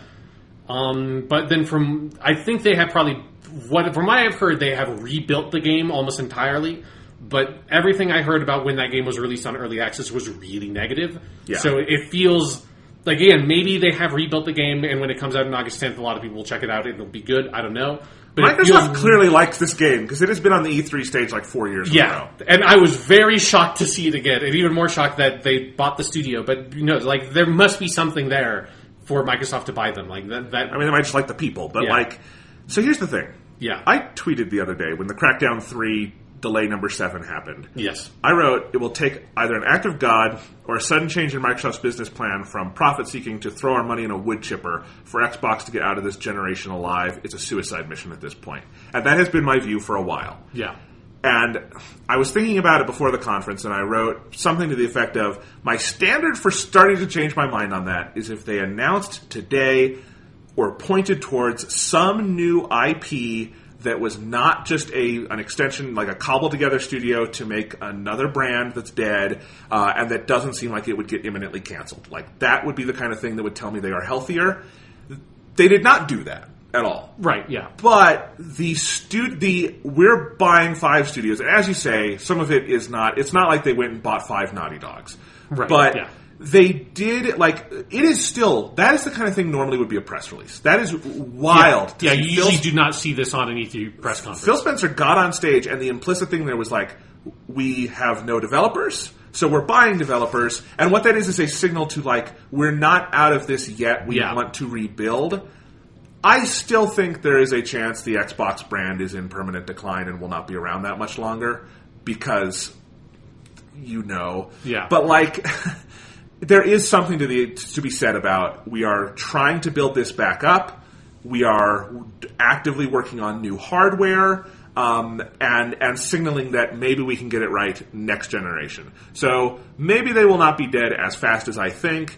It is also possible that these 5 studios will not come too much because if all they're using Playground, for instance, for is Forza and Fable, that's nothing's going to come of that. If they immediately put Compulsion Games on a new Halo Wars or something crazy like that, I don't know. Fuck, but what if they made a Halo Wars 3? Jesus. But if they make the typical Microsoft moves, then they're continuing the spiral. Yeah. What they need is a healthy suite of first-party developers like Sony and Nintendo have, who can make games at a steady clip. That are like a diverse range of games as well. So it's not just like, here's a couple of shooters and here's a driving game, And, the thing is, did this change my mind on my prediction? Not necessarily, but it could. That's the point. Is that it lays the groundwork for 2 or 3 E3s from now for there to be like, and now like our new studio is here's their next game or here's Ninja Theory's next game. But again, and if Ninja Theory is thrown into, I don't know, didn't they make a Ninja Gaiden at one point? Or is that... No. I mean, but they. The closest thing is they made that DMC game. Sorry, but pick a random franchise that Microsoft owns, and it's like now Ninja Theory's doing it. Then they're dead, and Xbox is not worth paying attention to. Yeah. But if they can do if they can do the Microsoft equivalent of Horizon Zero Dawn or something, right. and actually let one of their teams do something new and try. Xbox has not developed new IPs this generation. They just haven't. Yeah. Well, they tried with ReCore and stuff. Yeah, and they tried with ReCore, Sunset Overdrive, and Rise, Son of Rome. That gen. Launch games don't count. Okay, sure. Sunset Overdrive, now Insomniac's back in the warm glow of Sony, where they have money. And and ReCore was, I like it, but they also didn't let them finish the game. So, I don't know. This is interesting news. It was kind of a radical E3 moment, but it is a setup for something we might be able to draw a bigger conclusion from years down the line, and not even, I would say, this generation. No, this is, because, if they're making big AAA games, that's... And they are just making these studios / purchasing these studios, which means they're probably not really working on a game.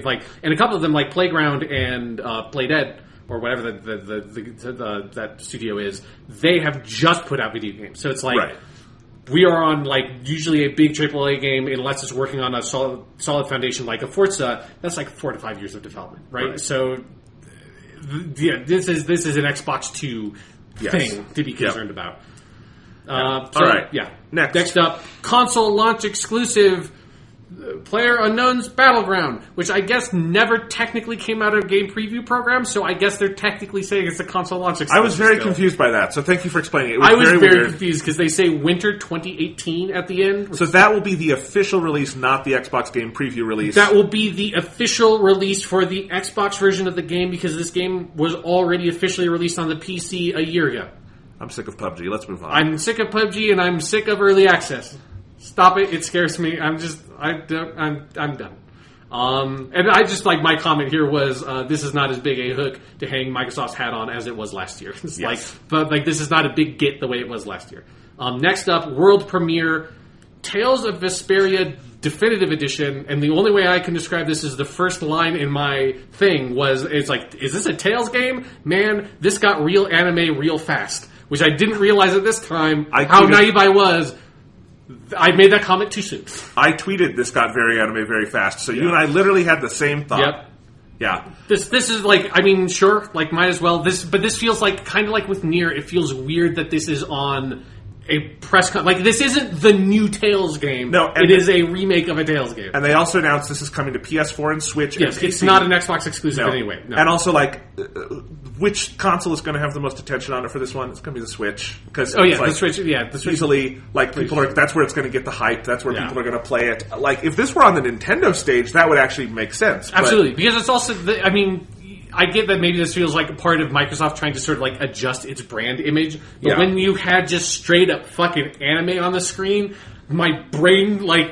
The wires in my brain got frayed because it's like this isn't Microsoft. Like Microsoft doesn't put anime. Like if there's a Sony, sure. Like Sony will put like Ni no Kuni 2 or some shit on their stage, but Microsoft doesn't put a fucking anime cutscene on their stage, and they did. Okay. All right. Apparently, this is one of the best Tales games. Sure. That's what people told me on Twitter. Yep. All right. I've always been curious about those games, but I don't know if I have it in me to get deep into another JRPG franchise. I think I would die. Yes. Next up, world premiere. My next thing is Division 2 ? Then Tom Clancy's The Division 2. All right. I don't understand why they had to show, because this is another where they showed a trailer and then they showed a demo. Why do you need to show this weird abstract trailer with like some bullshit on screen with like two ominous voices talking, setting up like the tone and premise of your game that is a sequel to a game that already did this? Like, I know, everybody knows what Tom Clancy's The Division is that's watching the stream. You don't need to do this weird, like, shadowy government, and then the virus, and then in the America, it's like, no, just show me fucking footage of Division 2. Why do you have to do this? Can I rant about this for a second? Sure, go ahead. The Division series is playing with so much imagery and so much language, Yeah. It clearly does not understand. At this point, the whole thing is frankly offensive. That trailer, they did this. There was all this different lingo I could point out, but the one that got me was when they had this. The narrator said it, and then it came on screen in big words, and then the words became crosses. Was urban warfare. Uh-huh. It's like they just, I don't know, typed out a Breitbart article, clipped out their favorite words, and decided let's make a game out of this, and that's what The Division is. It's so fucked up. Remind you, Tom Clancy's The Division #1 is a video game in which you play as a secret government operative that goes out on the street with firearms and shoots homeless people and people who have escaped from prison. Yes. Because a rioting has happened because of some money virus. You are an American soldier shooting, like, oppressed American citizens. Like, that's not the way that the game is trying to pitch it to you, but that is, I played that fucking beta, and that is what that game is. Like, yes. fuck so, you. Already, I'm not on board with this thing. It's, the geopolitics of this are so completely fucked, and it really does feel like a lot of people playing with fire they don't understand. Uh-huh. Like, it's Ubisoft. It's a bunch of Canadians who are, again, just printed out a Breitbart article and let's make a game about this. Yeah, it's again, like, this being so close to thinking about all the reaction to Detroit Become Human reminds me of, like, why are there so many fucking French Canadian, or just, I think Dave Cage is straight up French. Why are there so many French people, or like people of French origin and ancestry, making all these fucking video games about, like, sensitive American cultural issues? Why? Like, make a fucking, I want to find out about what's going hot, like, right now in Quebec, you know? Like, make a game set in Canada. Why? Like, why do you have to try to, like, solve America's, like, struggles with racism? You're not equipped to do that, Dave Cage. I do love that someone could cut out a clip of you there saying, "Why are there so many French Canadians?" Just like you are just going on a racist tirade against fucking French Canadians. Too many of them. No. Okay, geopolitics fucked. Even if that weren't the case, that demo was so long and so boring and so utterly generic. It looked like every Call of Duty game. It looked like all the other post-apocalyptic shooters. Yeah. It looked so fucking dull. It went on. It was the longest demo on their stage. Why does Ubisoft has a show tomorrow? Exactly. Yeah. Why does Microsoft take on Oh God! Please don't let there be a big Division 2 section on the Ubisoft show tomorrow. I don't know. It's really weird. I was about to say, why didn't Microsoft show off one of their own games? I remember they don't have any games, but there really was nothing better you could use that time for than you could have just cut it out and had a shorter press conference. That would have been the best use of your time. But if you want to torture us for 2 hours, Clockwork Orange style with our eyes peeled open, why does it have to be this? I don't know. Yeah, Fuck the Division. It's annoying. They did because it just looks like the Division. Like I never played that full game, but I played the beta. It looks like that fucking game. So it's like it wasn't a very impressive demo. So it felt weird to spend so much time on it because it wasn't like, oh, they've changed so much and it looks like they've incorporated all the criticism. It's just like, this looks like someone playing if you told me this was a big piece of DLC for the Division 1, I would have believed you. And the other thing they did is Ubisoft went back to doing their weird-ass fucking, fake video game chatter thing of, the people playing the game talking to each other. And they're just some weird lines of, man, we've got to get you leveled up. I know. I've been, busy. And then another dude going, don't worry, I've got my crossbow and chem launcher, which is there was such a way of oh, I guess the crossbows and chem launchers are new weapons of the Division 2, huh? And then at the very end he goes, level 30, oh sweet, congrats. And then someone says, so, game plan? Taking the capital back. I think we're ready. And that's the end. That's how it ends.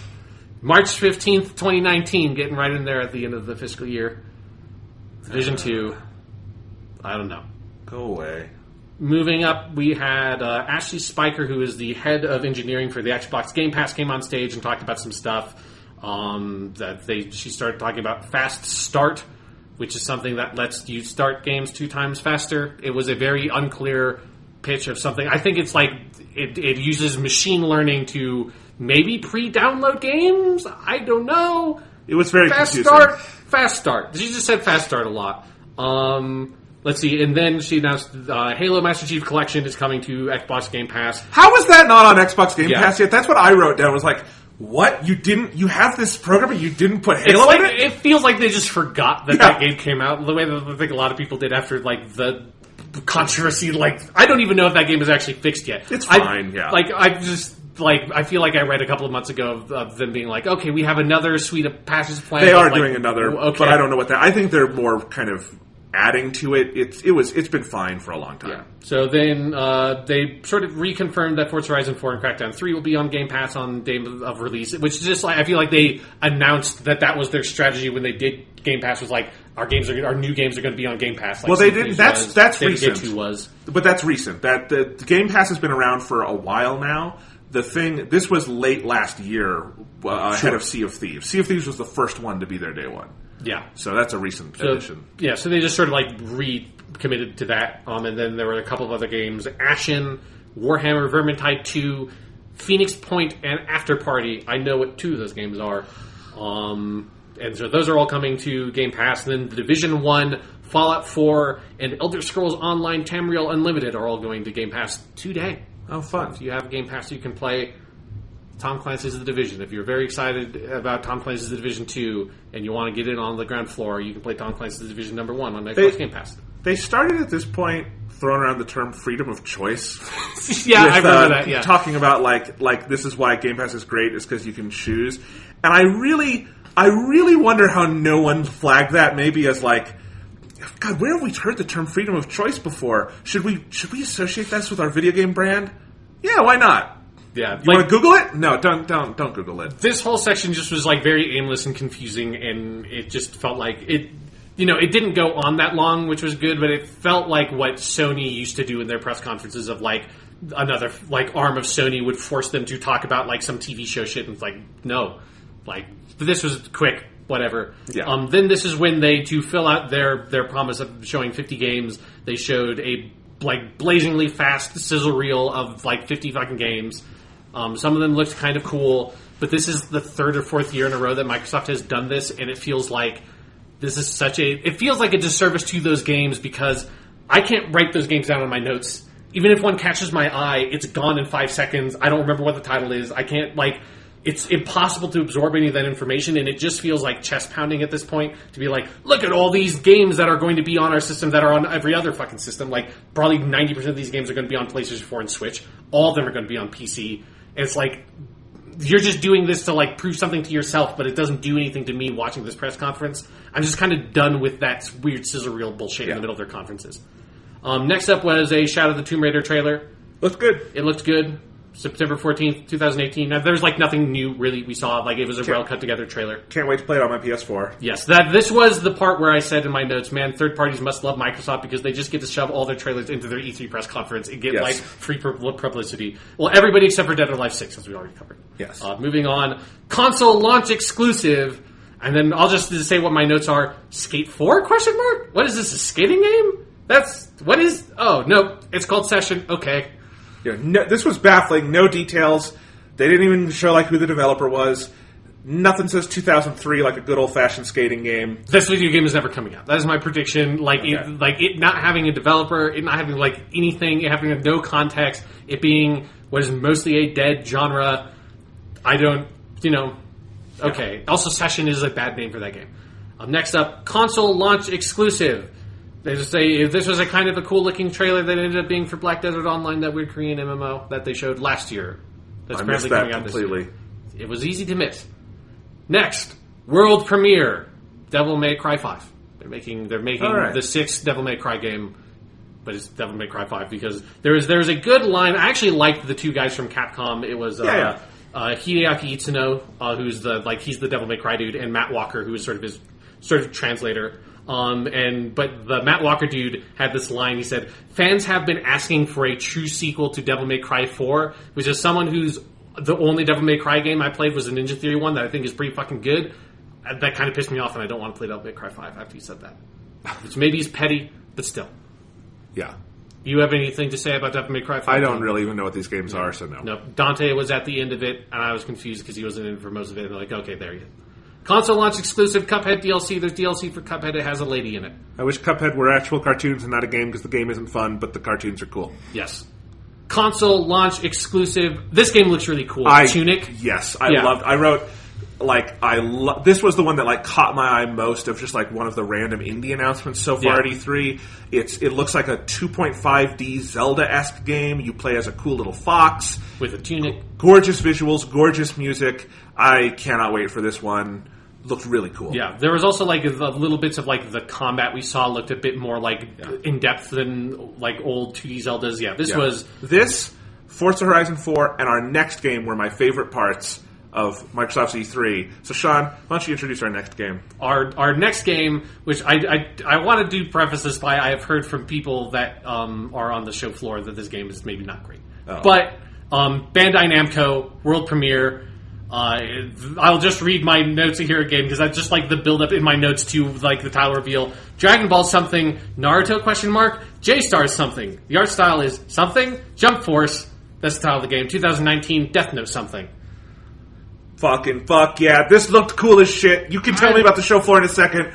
But I don't know. You had Naruto, One Piece, Dragon Ball, to get Frieza's there, big 3D fighter, cinematic trailer, but it looked cool as hell. And then you had Light and Ryuk from Death Note. I was like, nice. It's been a couple years since J-Stars Victory Versus, and I liked that game. So I thought the art style did not look good in that trailer, which is also how the game looks. Oh, okay. It's just it didn't Goku looked weird. Naruto looks weird. I like Goku. I like Naruto. I mean, I just think it's interesting because they've been doing these jump crossover games for about 15 years. Yeah. There were 2 on the DS. There was J-Stars on the PS3 originally is what it was on. The DS ones were never ported outside of Japan. I bought J-Stars in Japanese on my PS3, and it was only 2 years later that it came out in English over here, and not dubbed or anything, just subtitled. And ported to the PS4. But this one, to be on one of the main E3 stages, that's come a ways. I mean, it was one like with Nier and Tales. It felt like this is weirdly desperate, like Japanese game. It was just like they need to do it, but it still feels weird to me. And like, there's something about again, eventually I'm going to talk about Naruto on this podcast because I'm now watching Naruto Next Generation. So it's like I have to unload that at some point. I do think there's a missed opportunity that Boruto is not new hot shit. He should have been in that trailer too, alongside his. Well, they didn't cut that deep. It was Luffy, it was Goku, it was Naruto. It was like Frieza, and then there's a short teaser of Light. I'm just saying, get the new hot shit. Boruto will probably be in it. Hopefully, we can only hope. Next up, world premiere. This is Dying Light 2. This game looks way more interesting than I was expecting a Dying Light 2 to look. No, it looks like a random post-apocalyptic. Sean, in my mind, I could not tell you the difference between this and every other post-apocalyptic game we saw today. It has zombies in it. I don't care. Yes, you know what else is going to have zombies in it tomorrow? Last of Us Part 2 and Days Gone, and there's too many of these fucking games. We all make the jokes about the Battle Royale stuff. This is the weird dominant genre right now, and I don't know why. They're not that interesting. Fuck all these games. I didn't even know there was a Dying Light 1. What is this? It is... Do you remember Dead Island? No. From Xbox 360. It was a game where you went to an island and there were zombies. Oh, wow. And that is a studio named Techland that then, I forget, the whole, it's such a weird legacy. I forget what the developer of Dying Light is. It was I think developers left from Techland that then went and made a Dead Island 2, a Dead Island spin-off, and then they were going to make a Dead Island 2, and that never came out. And so then the developers that left Techland made Dying Light, which is kind of like Dead Island, and it's a first-person zombie, kind of open-worldish game with, first-person parkour stuff. People like the first Dying Light. I never played. It was a game I always kind of meant to get around to because of the buzz around it is actually really good. The thing that interested me about Dying Light 2 is that they had Chris Avellone on stage, he's an old school, CRPG, Western RPG kind of guy. He was, the main writer on Planescape Torment. He was the main writer on Knights of the Old Republic 2. He was the main writer on Fallout New Vegas. All games which have really good writing, maybe some questionable gameplay stuff. And so he's a pretty interesting figure to sort of, be behind this game, and I was actually pretty surprised to see him on stage. And his whole thing is a lot of that kind of choices stuff and interesting story and a lot of sort of complicated interaction between different factions and you trying to explore that with your character. That's kind of his hallmark of writing. And so that was very much the pitch for Dying Light 2. So it's a game that honestly I would keep my eye on because if Chris Avellone is a pretty safe bet to make that there's going to be a pretty interesting story behind this game. Even if yes, I agree the setup and the big picture perspective is super generic, but as someone who's been a fan of his other games, that was enough to be okay, I'll pay attention to this. There's something here. Zombie stuff can be good. You just have to be good at it. I remember once having a conversation with a girl in high school who did not play video games. Yes. And of course we're in high school, 2008 to 11, that era. Obviously the height of Call of Duty, Halo, all the major shooters, right? Yes. And she didn't play video games. She said, "Why do you play these these first-person shooters? They're just the same thing with different backgrounds." And I'm like, "No, they're not. They're Halo's very different than Call of Duty." And I was trying to explain. She's like, "No, they're all the same thing with I don't get it." And I thought that was a dumb opinion at the time because I was a stupid high schooler. I get her now because I am that with these games. There are so many. I generally don't play them. Once in a while, I'll play a Last of Us or something, but. I don't think and I think it's a bad choice for a show to show. They showed, so Metro, Just Cause, Dying Light, The Division, they all look like the same game to me. And I think it's weird to just pack those into one show because to the consumer, maybe you have one or two of these franchises you really like and you're really excited for, but otherwise it feels like you're watching the trailer for the same game over and over. I will say that I think with Dying Light 2, at least they had Avellone on stage. He walked through... Because they made a specific pitch for Dying Light 2, which was... your interactions with the different factions in the city is going to dynamically change different elements of the city that are going to change the kind of characters you interact with, the state of the city, and they showed, here's, a very small snippet of a mission that if you make, one of these choices, this faction will have more power and will kind of this sort of oppressive governmental regime, or you can make a different choice relating to how you deal with, this water shortage, and that will kind of push some of those government forces out of the city, but then like sort of mercenaries will come in from outside because there's room for them now. Like that specific pitch is interesting to me. Like I will agree that like especially on this like crowded E3 stage, it is hard for that to stand out unless you have familiarity with the history of what they're showing you. Sure. Next up, exclusive world premiere Battletoads. They're making Battletoads a game in 2019. Have you ever played Battletoads, Sean? No. It's okay. World premiere, Just Cause 4. This is where I said in my notes, God, every single third-party game is on this stage. What is Square Enix going to show? They put all their games here. Yes. This is like very much what the show felt like. I didn't know they were already on Just Cause 4, and I still don't know what these games are about. This was one of the Canadian Walmart games that were leaked. It is about Rico. I don't actually need to know. It is about Rico. He has a parachute, he has a grappling hook, and he shoots stuff. Okay, Just Cause? World premiere. This is where they had a Gears of War logo, and this is where because this is where I knew it couldn't be Gears 5 or anything, because they just said world premiere. They didn't say exclusive world premiere or console launch exclusive or any shit like that. So I was like, what the fuck is this? And then there's a little chibi dude, and I said, what the fuck is this? In my notes, I actually did write that. And then it said, Gears Pop 2019. It's a mobile game, a mobile Gears of War Funko Pop game. That is something. We're in the darkest timeline. We're in the darkest timeline. That is something you would, if you were really bad at your job at The Onion, you would write as your fake E3 article. Like, and then, I want to see if there's anybody on the planet who could have possibly predicted anything even marginally close to this game. How miserable did the person announcing this game look talking about it? Rod Ferguson, he's the head of fucking the Coalition. Like, he's a respected video game developer who's been, I think he worked at id at one point. Like, he's been in the shit. He shouldn't be talking about fucking Funko Pop games. Treat the man with respect. He deserves it. He so clearly just wanted to get to the Gears 5 thing. Yeah. It's like the game I've actually worked on that we care about. Yeah. So I have no idea what Gears Pop is. I don't know what a Gears of War mobile game is with Funko Pop characters. I barely am cognizant of what Funko Pops are, and I hate that I even know what they are. Yeah. I hate what they look like. I hate everything about them. I hate what our pop culture has done. My next tweet. They're also doing Gears of War Tactics because Halo War was so massively successful they just couldn't say no.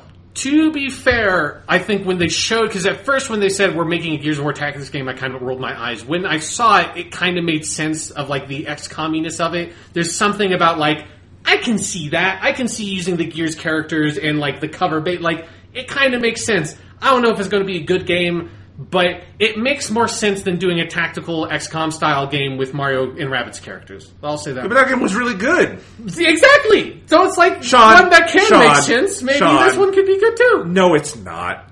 Not. I'm not as sure as you on that. It could be okay. The Mario and Rabbids thing had like an actual like blood, sweat, and tears team going on it. With, like, Nintendo that could be people. The case here, and we just didn't see them, though. No, it's not. They're making Gears 5. They have nothing else. They can't whore out Halo anymore because they ran out all the games, spin-offs they could do with that. So it's like, what else we got? But I don't even Funko Pop? Gears Tactics? Okay, the Funko Pop thing, no, that's horseshit. This game, I think there's potential. Okay. It's also, I think it's only coming out on PC, or they only announced it for PC, so it doesn't feel like it's this, like, desperate Xbox exclusive you have to throw out there. And this feels like something that, like, a small subset of people at Coalition had this idea. And were like, hey, can we make this game? It's like, fuck. You know what else started as a PC exclusive? What? Halo Spartan Assault. Fuck off. That's just disrespectful to the people making this game. No, it's not. It's a really clear precedent for what this probably is going to be. That's like a weird twin-stick shooter that's already a genre that, like, puts out fucking 99% utter horseshit. Like, tactics games are generally pretty good because they're hard to make. Okay, let's talk about Gears 5. Let's talk about Gears 5, which is a good way to say it because the logo, they showed this logo about 5 different times, and every time it was just Gears 5. This game, as far as I know, is not called Gears of War 5, and I refuse to refer to it that way. They did do this with Gears of War 4 also, when they announced I don't remember that, so I've never called that game Gears of War 4. I apologize, because it's Gears 4 and Gears 5. I believe in its original, like, when they did that first, like, demo, it was Gears 4 at the end, and it was Gears of War 4. So this will probably be Gears of War 5. They can't pull that bullshit for too much longer before people just don't even call it a war. Like, if you want it to be called Gears of War, Here's what I'll say. Logo. I went into the Gears 5 thing kind of cynical. I came out impressed. I went into it cynical and came out cynical. Okay. I actually played Gears of War 4, though, right? That's a good point. Yes, you played Gears 4 also. Gears 4 was so boring and by the numbers. And part of why it was so boring and by the numbers is that they had the lead character was J.D. Phoenix, Marcus Phoenix's son, who is a really boring, generic white boy protagonist. Yeah, so you see him in his generic, boring white boyness in this trailer. You do. Yeah. But on the side, you have this character, Kate, who's like the girl character. But she was actually really interesting. She had a personality. The story was much more hers than it was JD's. It's this thing in a lot of modern literature and movies and stuff. You get this where the default has to be white male protagonist because that's just what it is. But then the actual story is around like the female side character, and you're like, well, why wasn't that just the protagonist? Like Ready Player One, the Spielberg movie this year, is totally that for me. Kind of like, well, she's got the actual story; she should be the hero. I thought about that. Kate's the hero in this game. She is, from what we saw, the playable character. Like maybe it goes back and forth. I think it's important to emphasize from what we saw. Because I saw a lot of people on Twitter assuming that means the whole game is her. Kate, I don't know. I would not be assuming that. They very clearly centered their initial premiere pitch not around JD, but around Kate for the playable stuff, for the story stuff. It was about her. I don't know if that'll pan out in the game. I'm not saying this game will be good. I'm saying that is a surprisingly, like, they listened, that is an actual, like, that is not, you wanted more Master Chief, that is, we found an actual flaw in our game, and at least for this announcement, we are focusing on the thing that you all thought was best from the last game. That is what impressed me about this trailer. Yeah. As someone who didn't play Gears 4 and thus doesn't really have... Like, I vaguely remembered you and other people talking about that phenomenon, like, the main character's super boring, but there's this other lady that, like, has a cool story. Yeah. So it's like, so when they were kind of referencing that, it made a bit of sense to me. But, like, there's something about the scene at the beginning, like, the fully cinematic dialogue scene at the beginning of this trailer, that was just, like... characters spouting cliches at each other. Like, it's like that's all the dialogue was. That's was all like the dialogue ever is in Gears of War. Because Gears of War is a franchise that's like over 10 years old and it needs to fucking move the fuck on and change. And it's like watching that is just like I can't give a shit about Gears of War. I can't, especially if you're not even going to call it Gears of War. I'm probably not going to play it, but I'm just saying that's what was interesting. I also thought it was weird that Marcus Phoenix was in the trailer, was in this trailer, and he didn't look any older at all. And I remembered him in like the Gears 4 trailer. They teased him with, and he looked really old. And this one, it's like he looks like he's the same fucking age. Like this dude has not changed at all. He looks like the Gears 4 character model to me, but like he's playable in that game eventually. So like, so he's maybe it was like the lighting or something. Yeah. But it's like I just looked at it as like he just looks like Marcus. You don't see him in supposed to be like light 20 years older. Yeah. Anyway. All right, we had Spencer saying that they're developing the next Xbox console. Yes, they are going to deliver on the future of play, is what he said. He said Microsoft AI, didn't say what that was. He said game streaming from the cloud, and then he said they are developing the next Xbox console, and then... Well, wait a second. Okay. This sentence was interesting to me, because this is what I mean when I said he had an aggressive, focused pitch. He said he wants an industry-leading first-party studio organization. Sure, yeah. That's the kind of thing of, like, that's very... You are signaling something. Whether anything comes out of that, I don't know, but that's very clearly like, we've had a problem with this, here's what we want to do. Yeah. Interesting line, and then yes. Yes, and then, oh no, we're going to leave, they're ending the E3 conference, but it's been hacked, Jonathan. And it's been hacked by probably what is going to be the best game of the year that it comes out, because it's the next CD Projekt Red game, Cyberpunk 2077. Got hacked by some cyberpunks. Yes, by the cyberpunks. Then you spell that with an X, by the way. If you pluralize it, it has to be spelled with an X. For those who don't remember, CD Projekt Red developed Witcher 3, the best game of 2015, one of the best games of this generation. This trailer looked fucking awesome to me. Like, it had so much style and was very surprising. Like, it was not somber or morose. No. It was like, it was punk as shit. Like, it was in your face, like people with fucking pink mohawks and just crazy shit. It had some kind of Ghost in the Shell-like stuff of, like, dudes with wires in their brains that just started exploding. It looked fucking cool. It looks cool. No real sense of what the game is, but that's fine. It's the first look we've had at this game in like 3 years, and as a good like teaser trailer announcement, it got me excited for it. Do you think we see any more of this game? This year? No, not this year. I think this is like a next year we get some like gameplay stuff. All right. I would not be surprised if this was a like mostly next generation game. Yeah. Like maybe there's a cross generation version. Yeah. I don't necessarily think this game is in like 2019. No. You know? All right. Any final Microsoft thoughts? I thought they had as good a console or a good conference as they could have had. You know, like they didn't have anything to show because this is like they have to make these hard steps and like big purchases of studios to start redeveloping some sort of first party studio like platform. to make video games. It's like it's such a crazy problem because they're going to have 2 or 3 more years of like game droughts before that stuff starts sort of like flowering. So I don't know if that's.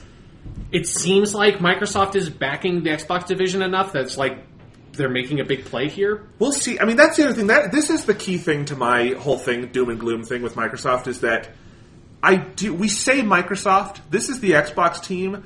I don't think people are aware enough of how any day that hammer could come down. And Microsoft's shareholders, let alone the people at the top of the company who are not Xbox people, could just say, look at the spreadsheet, say this is not a high profit margin thing, this does not fit, we are not a game company, this does not make sense as a business, and they could shut it down.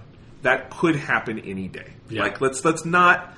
Sony and Nintendo need to be a game company. Yeah. It's a different thing for them. Unless Nintendo decides, this video game thing is a flash in the pan, let's go back to making trading cards. Yeah. Were you surprised there was literally no Minecraft? Oh yeah, I did put that in my notes. No Minecraft, no Battle Royale. Unless you count PUBG, but no Minecraft Battle Royale, which I predicted. I feel really bad that I got that one wrong. I mean, it could still happen, but... Yeah, that doesn't mean that it's not happening. That's important. It just means that they had... This is fucking 2 hours of video game trailers. They're like, I guess we can't fit Minecraft in there. Who knows? Maybe surprise, tomorrow night, with the Sony conference, they're going to have a 2-hour Minecraft block airing opposite. What if they actually literally hack Sony's press conference and just show their Minecraft shit there? Yeah.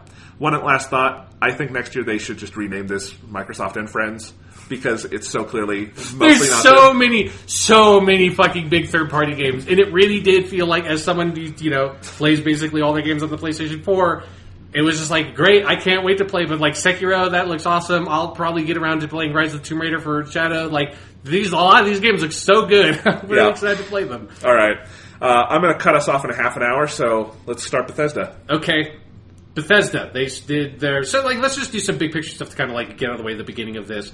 I really like the sort of communal feel that Bethesda has. I like that is a bunch of developers on stage. They are very goofy. They get to have a lot of fun. Admit that this show, in how goofy it was, did run longer than I think it normally would have. But I will take that for the... avoiding the, very scripted, heavy fucking corporate feel that EA and Microsoft had. Bethesda's was easily the best of the shows we talked about today. It was entertaining. It was focused, more or less. It had all the developer stuff was cool. I think it had a good community feel of Bethesda is proud of being a company people like. Yeah, and I liked that. Even when there were games on the stage like Elder Scrolls Legends, the card game or whatever, that I don't really care about.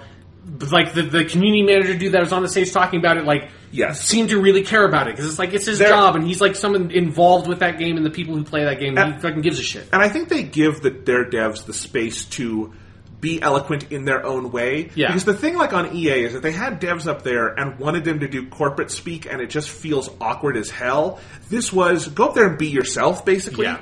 And it was often very charming. It was fun. The main host guy had some... Pete Hines. Pete Hines had some great fucking jokes. Just genuinely funny moments. Yeah, when he drops the Canadian Walmart joke at the top, it's yes. Game we announced a few weeks ago through our friends at Walmart Canada. That was great. He had the thing later on about, our never-ending mission to bring our message of fuck Nazis to every platform we can. He was funny. I really like Elder Scrolls Online. I'm probably never going to play that. But the director who came out and talked about it, that was awesome. He had so many cool things to say, and it seems like he really loves his job and was into it. And if you like Elder Scrolls Online or have the interest in one day playing it, that felt like a very comforting, you know what? There's a bunch of cool content. They're making a bunch of cool new content. And it was very welcoming, not let's shove shit down your throats. Which, it's all capitalism. It's how you package it. But this felt like a much nicer way to take your money. Yeah, it's just, I like the tone, I like the feel, and it's one of the things I just like about Bethesda. And they showed a bunch of games that I'm really interested in. Yes. So, first up, Rage 2. I didn't play Rage 1. I wouldn't normally care about Rage. But I do, of all the post-apocalyptic shooters they showed, Rage 2 by far had the, most distinct pitch and the most, and the best edited, I think probably the best edited gameplay demo of the show so far. This and Fallout 76 are the only ones I could tell you anything about from the post-apocalyptic shooters. Yeah. And honestly, I know nothing. I don't know what Rage 1 even is. This looked like a good game. This looks very cool. I don't know if it's something I would actually go out and buy, but it looked like a cool game. I liked the very Mad Max feel to it with the cars. Like, everything that it looks good in terms of, like, graphics. It's got a clear style to it. It's got a lot of, like, interesting powers. That seems like a good pitch for, like, how is our, like, first-person shooter gameplay different than, like, the 100 other first-person shooters, as you've got all this crazy shit you can do. What do you think of the Andrew WK rock concert? It was cool. Yeah. Like, it maybe went on a bit long. I think I would have taken, like, a 90-second, like, anime OP version of that song than the full thing. But yeah, it did take, I think, 25 minutes to get out of Rage 2, like, from the beginning. Because they had their beginning, like, thing with all their people at the home base at Bethesda, like, their little commercial thing. Then they had Pete Hines come out. Then they had the concert. Then they showed Rage 2. Like, but by the time they got to their second game, it had already been almost a full half hour. Yeah, it's the kind of thing of... It makes you wonder how they're planning on doing it before the Walmart leak. If like that, because if that's how they opened the show was 30 minutes on Rage 2, and that was the first time you ever heard about the game, that would make a lot of sense. Yes. Like this, it was a bit much. There was one line in the trailer that made me laugh a lot, which is the main dude says, when he's talking about the how the apocalypse had happened, he says, "It wasn't war, it wasn't global warming, it was a fucking asteroid." There's something about the delivery of that line that's like, that's a good line. It's a good, like, fuck it, you know, it wasn't like it. And there's something about how that pitch of like this, like the rage element of this post-apocalypse is like, humanity didn't even do this. Like, it's just this, like, it just fucking happened. Like, it's an accidental post-apocalypse, and I kind of like that pitch. They don't go into it. I don't know if that's like a big part of Rage 1, but I don't think I've ever seen that of like, oh fuck. Like, humanity had no contribution to this post-apocalypse at all. We just have to deal with it. Moving on, Elder Scrolls Legends. It's the card game. They have to talk about it. It's coming to the Switch. Cool.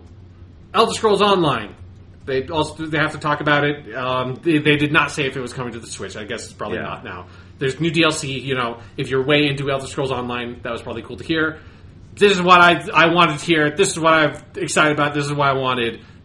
I'll just read my notes. Is this Doom 2? This has to be Doom 2, right? Please? Yes. Yes, there is a Reaver. Yes, yes, yes. Doom 2, yes. Is it called Hell on Earth? Oh, Doom Eternal. Yes. It's a terrible title. It's a bad title, yeah. It's a really bad title. My only worry, like, I was very excited. I was like, at that point in the show, I was like lying down on the couch, and I was just like dead to the world. And when the Doom started up, I'm like, those are Doom monsters. Yeah. And I did that, like, I was like sat up and leaned forward. Like, it was I pumped my fist in the air. Great cinematic reveal. Does the title, kind of on that same lines as Halo Infinite, worry you at all? Okay. No, I don't. It would make no sense at all for them to do that. Like, that just does not feel like a Bethesda move, you know? Okay. Like, because I mean, they literally did it later in the show with Fallout. But that's fucking Bethesda Game Studios. Yeah. Like, that's like Bethesda Game Studios can do whatever the fuck they want to do. Yes. Like, that's not it, you know? Okay. So, yeah, I mean, it's entirely possible, but I feel like it is because especially once Hugo Martin came out on stage as the creative director, he was the creative director on the first game, and he was talking about it, the way he was talking about it felt like this is the sequel to Doom. I mean, he basically just said, like, hey, we are making a sequel to Doom. There's going to be more demons. There's going to be more shit. If you want to know that there was going to be hell on Earth, well, yeah, there is. Yes. And it's like, yes, he said hell on Earth. Good. Like, check it off. That's great. I'll say this. We're 2 days into this thing so far, Sean, and I'm already sick of titles that come up and are so confusing, it kind of kills any enthusiasm I had for a couple of seconds. Yeah, but you're the one who's also complaining about they can't call it Doom 2 because of fucking Google. No, that's fine. For Doom, that's fine. I've always said Doom gets the exception because it's fucking Doom.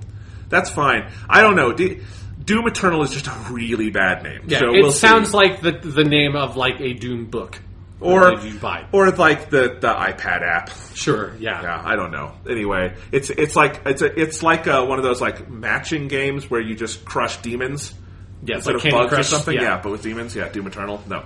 Anyway, but look, we're getting a Doom sequel. Thank God. Yes, because that was kind of like with Hitman. It was not 100% sure because Doom 1 did not sell anywhere near as much as it should have.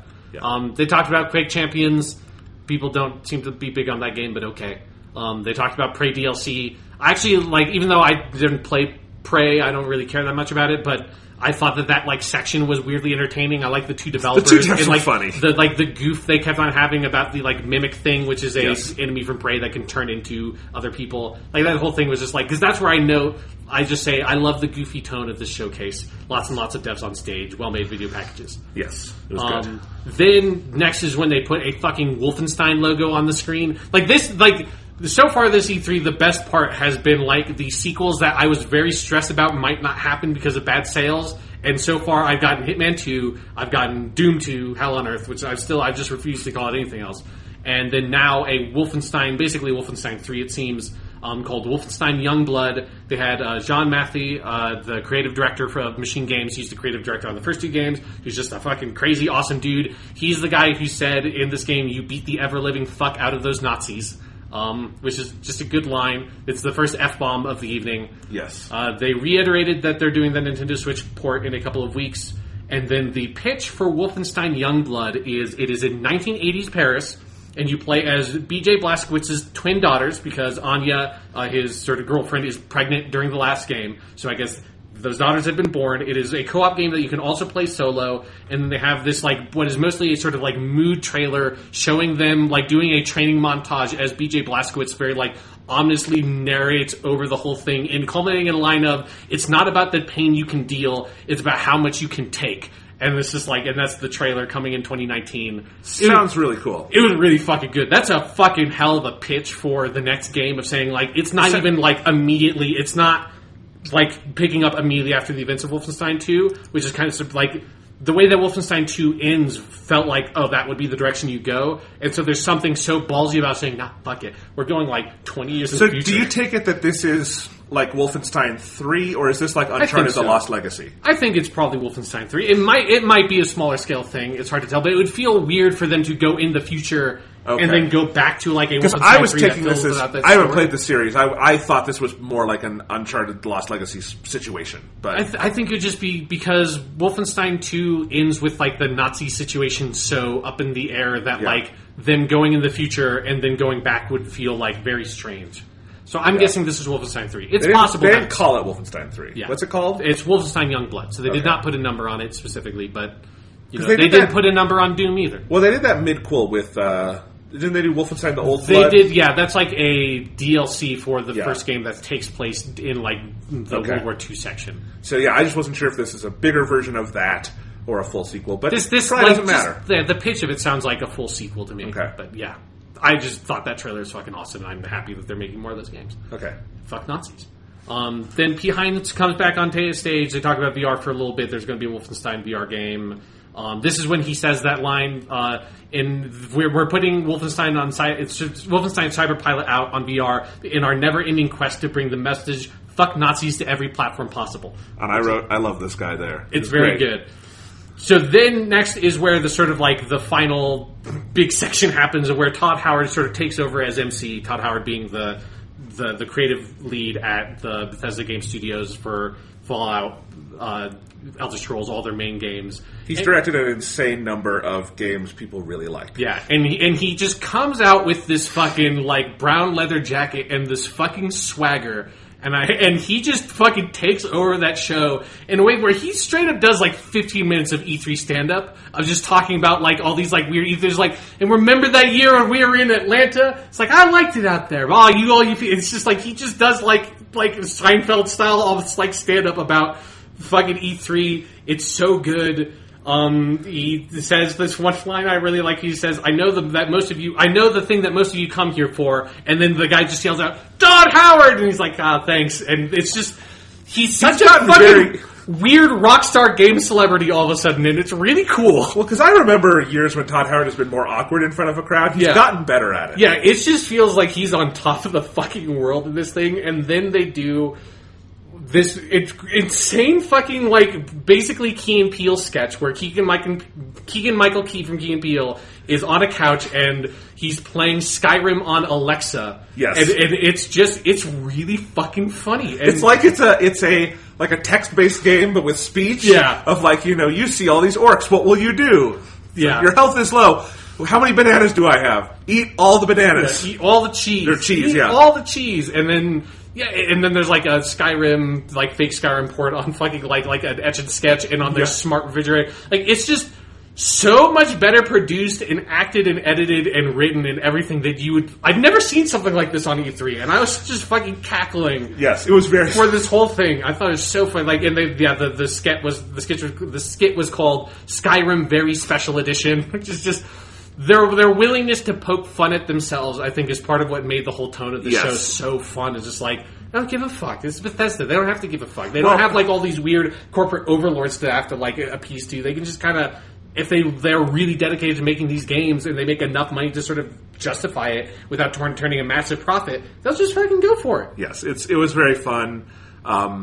I liked at the beginning of the trailer, he's on the table, he's got my Switch, Xbox, PS4, he picks up his remote, he's like trying to decide where he's going to play Skyrim, he says, Alexa, play Skyrim. That was it was very funny. I'm looking forward to watching the video again later tonight. Yes. So then that's when we get, like, the real deets, the hot details on Fallout 76.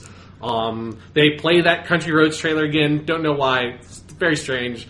And that's where I know that what they should have done, if they're going to play that trailer again, is they should have done a video where Todd Howard is on the stage playing the song on acoustic guitar and just singing. Like, that's how fucking goofy this got, is that when I wrote that, I realized that is entirely possible halfway through this trailer. This happens, yes. right? Like, yes. I would, the only thing is maybe Todd Howard doesn't play acoustic guitar. I don't know. He looks like the kind of guy who does. He 100% looks like a dude. Like, he kind of, like, looks like if John Denver got a haircut, you know? Yes. It's like he's that same kind of scrawny, geeky dude.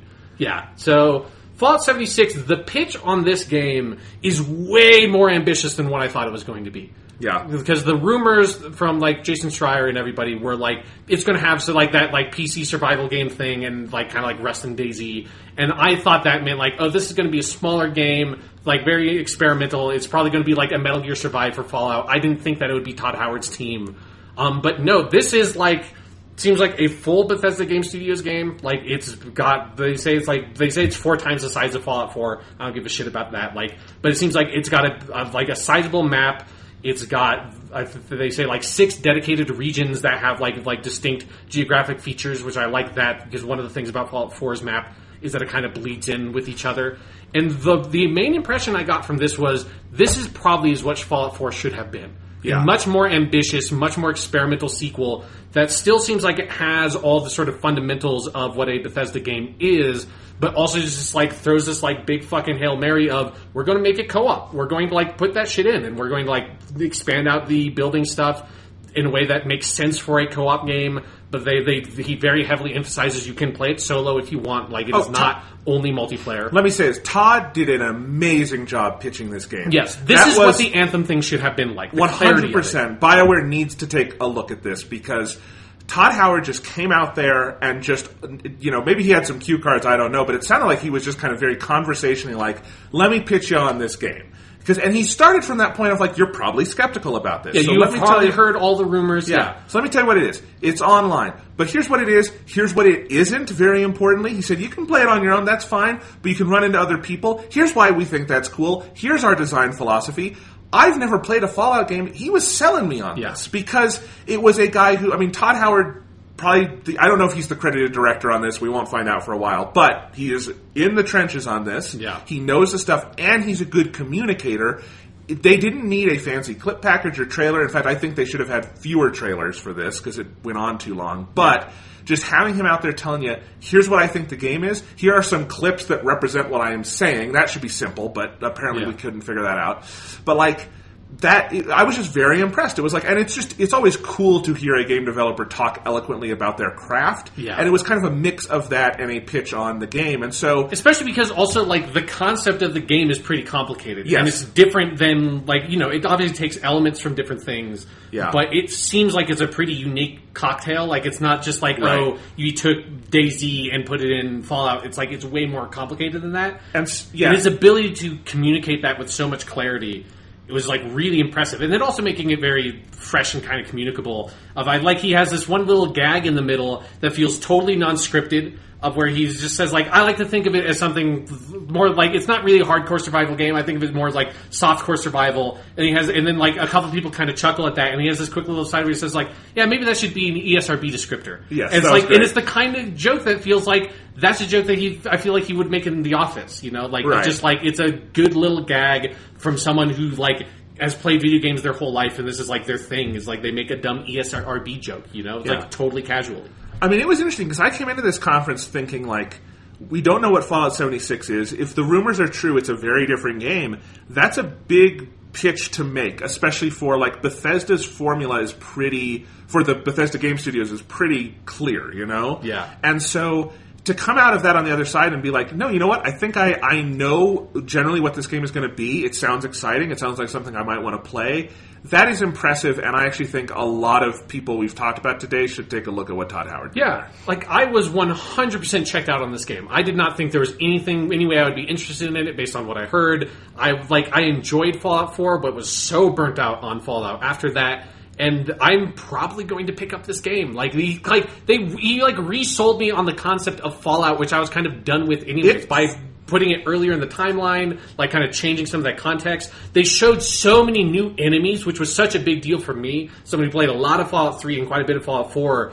Like, Fallout 4 has so few new enemy types, and this is just like all of these crazy looking monsters, and there's like a fucking dragon looking thing at some point, and they said they were inspired by a lot of stuff from like West Virginian like folklore and like weird like Virginia Devil kind of stuff. Like all that stuff looked so good. It's like, what a fucking pitch for this game that I was 100% checked out on. Well, it's unbelievable. I'm someone who didn't even get into Fallout 4. I didn't really like what I played of it. Maybe I would like it if I went back to it now, but just no offense to the game, just wasn't for me.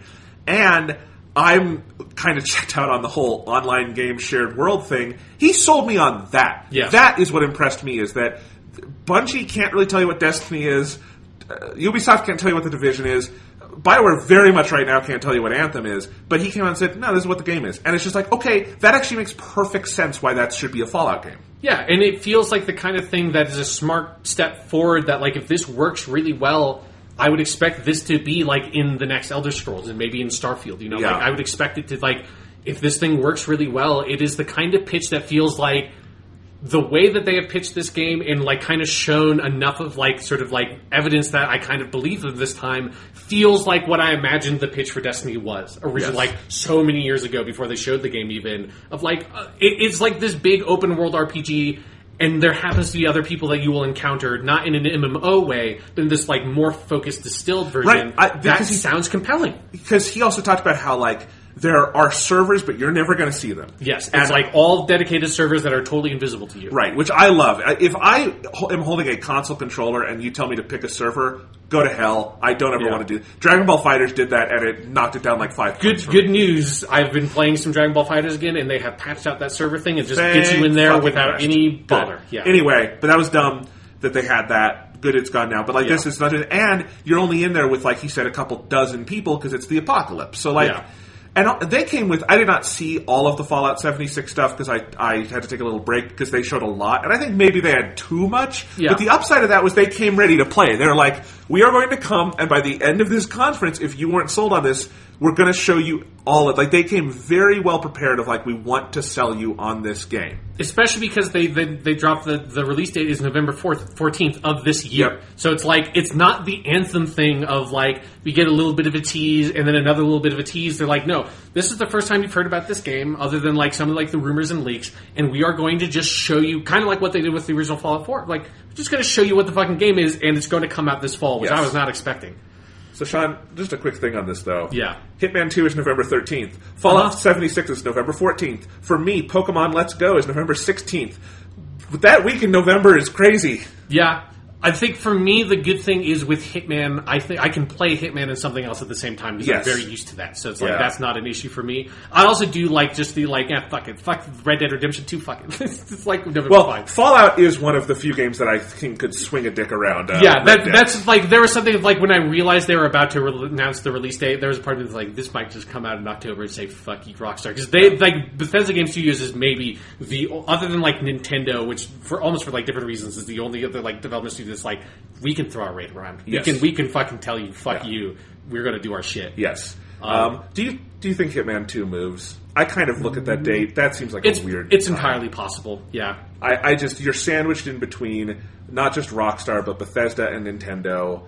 I don't. That seems like a especially like after Fallout Shelter announcing this release date, I would not be surprised if they pushed it back to like January or something. Yeah. You know, honestly, Hitman would be a perfect December game. Yeah. I know they want to hit it for Black Friday, but like that would be the perfect time for Hitman 2. Yeah, because you would get all the oxygen in the room. Anyway. Yeah. But yeah, okay, so we had that. Really quick on Fallout 76, I do want to just point out one line I loved from one of the little like videos they did, because they did all these little Fault Tech videos, and there's one line that just cracked me up. Instead of coming over for a cup of sugar, your neighbor Johnny may be coming over for murder. And like the cup of sugar turns into a gun in his hand. It's a very good line. Great. It's very funny. All right. So, yeah. Fallout Shelter also is coming out on PS4 and Switch. I think today. I think that's what they said. It's nice. Switch port count 3 for the night. Are you surprised we haven't gotten more Switch ports? There's time to go in E3. Because also it was Microsoft and EA were Sure. the other ones, so it's like they're not going to, like, Right. I would expect more at Ubisoft, and obviously a bunch at Nintendo. Sony's not going to fucking ever say that. You know? So Sony's not going to have God of War on Switch. Yeah, it's like, we've an unprecedented partnership with Nintendo to put our God of War game on Switch. God of War Pocket Edition. It's chibi Kratos now. I'd be into that. All right. Anyways, last couple of like surprises, because I thought like I was sure that this was going to be done. This was like what the fuck? You got so much shit. I've been listening to a lot of Bruce Springsteen shows lately because he's my favorite, and I've just been in a rough period. I've been listening to anyway. But he is, if you've ever heard, does the marathon shows where like encore after encore after encore. Yeah, I was having flashbacks to that of like they just don't want to stop. It's like they already played Born to Run. They're pulling out the real stops here. Especially because, the thing was, when they started talking about Fallout Shelter, I'm like, they have to have something, because there's no way they end talking about a Fallout Shelter port on PS4 and Switch. That can't be the last thing they talk about. What else could they possibly say? Like, this is the fucking Bethesda Game Studios game. They only do this every once, like, 3 or 4 years. Behinds even makes a joke about that. They had a couple of mics to drop, though. Yeah, and so then they talk about... And this is like, it takes a lot to convince me to care about a fucking mobile game. Yep. They sold the shit out of this game, The Elder Scrolls Blades, which is like, seems like a pretty fully featured Elder Scrolls type first-person RPG with like a lot of dungeon crawling, and you have a like hub base town that you go to that you like kind of build up and restore over the course of playing this game, and going out to like different dungeons and it wasn't just dungeons, because there were like above ground ruins and stuff that you raid, get supplies, fight monsters, do your fucking Elder Scrolls shit, and then come back and build up that town. And it looked really strong. Like, it looked like it played pretty well. Like, the graphics looked nice.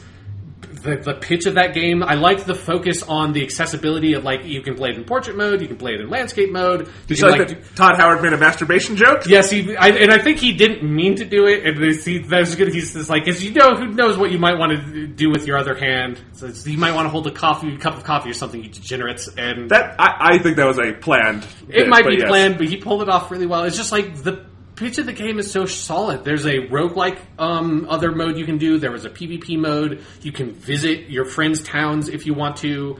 It looked pretty good. Like, this is actually... Yeah, it looked like what I imagined, like, in 2008 or whatever. Oh, smartphones have video games on them. What could that possibly be? Like, this is like the dream version of what mobile games could be if it pans out the way they're pitching it. Yeah, I'm excited to try this. Yeah, me too. And it's going to be free, which is the one thing that's like, okay, what's the monetization model going to be? I mean, of course, they can't charge like $15 or $20 for a game on App Store. Like, that's not going to fly. So it has to be free. I just hope it's not super intrusive. All money in the game is real money. So, like, all the merchants, everything you do, it's just, if it's 500 gold, you're paying $500. Yeah. It's all like, real money. It's better to hope, like, they're having some deep discount on minor potions of healing, or you're going to get fucked. Yeah. Yeah, but I was in no way expecting to come away from this like caring about Fallout 76 the way I did. I certainly wasn't expecting to care about a fucking Elder Scrolls mobile game, Yeah. But yeah, that pitch was so strong. And then they're like, we still haven't done enough. This was where it felt like third encore. Like, you know what, let's just pull something out of the back that we haven't played in a while.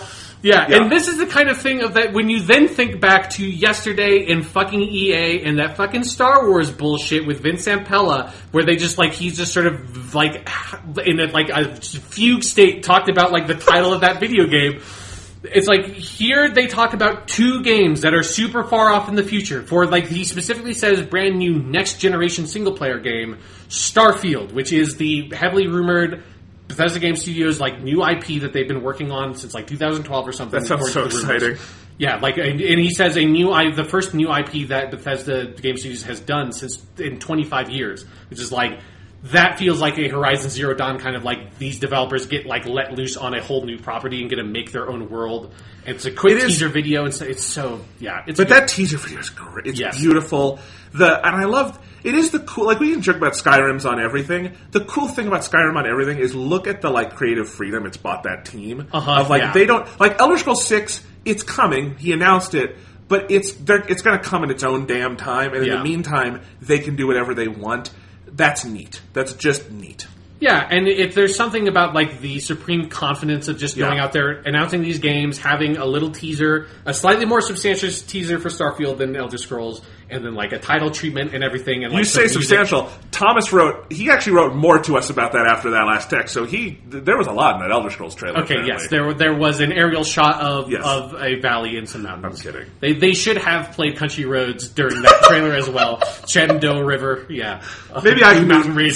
Someone really should just take every E3 trailer they can find and cut Country Roads to it. This my favorite part of the song is the beginning of that song when he's just describing geographic features, and it's just like I kind of wish the whole song was like that. But anyways, we're getting off track. But yeah, like the Starfield, Elder Scrolls 6 announcements, it's the kind of thing of that I wish video game companies would do the way that we talk about like movie companies say, it's like, fuck, we're going to make a fucking Shazam movie in 500 years. Like we're working on it. Right. And this is just like, there have been so many rumors about Starfield. We were about to have so many rumors about Elder Scrolls 6. It's like, just fucking announce the fucking video game. There was also this sense of like, Bethesda's had this card, particularly on Elder Scrolls, in their back pocket for years. Yeah. At any point, at any event, if they wanted to just bring down the house, they could play that card. And I think you wonder if, like, maybe 2 hours before the show, Todd Howard and everyone looked around and said, it's been kind of slow, E3. Do you want to win E3? Do you think we should win E3? Did you guys watch that Electronic Arts one? Did you see what fucking Vince Zampella, was he drunk? All right. What happened? Let's just play the Elder Scrolls 6 card, and it's all anyone will be talking about for a couple days. Yeah. It's kind of like Nintendo with Metroid Prime 4 last year. It's right, just like, it's like you showed nothing. This game's been coming out in 5 years, but fuck it, we'll show you a fucking logo, and you will lose your shit. Yeah. So anyway. And for me, like, I don't really care that much about Metroid Prime, so that didn't do anything for me. I love these fucking Bethesda games, and having that, like, Starfield drop, it's like sci-fi, this new IP with this studio, that sounds so fucking cool, especially after you just showed that, like, how fucking crazy ambitious they are with, like, Fallout. The problem with Fallout 4 was it just was such a safe sequel to Fallout 3. I was just kind of bored by it by the end.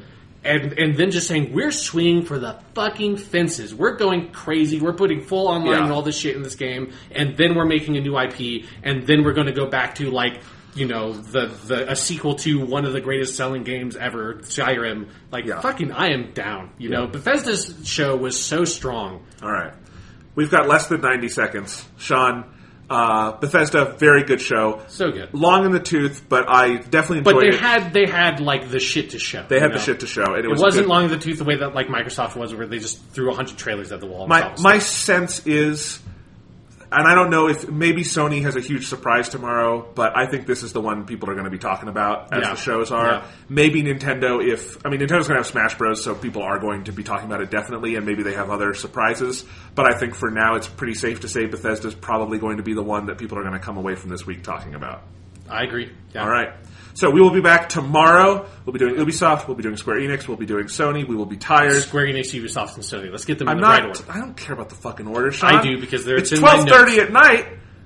It's 12:30 in the morning, please. It is the second day of E3, my friend. Actually, no, it's the first day of E3, because this shit is fucked.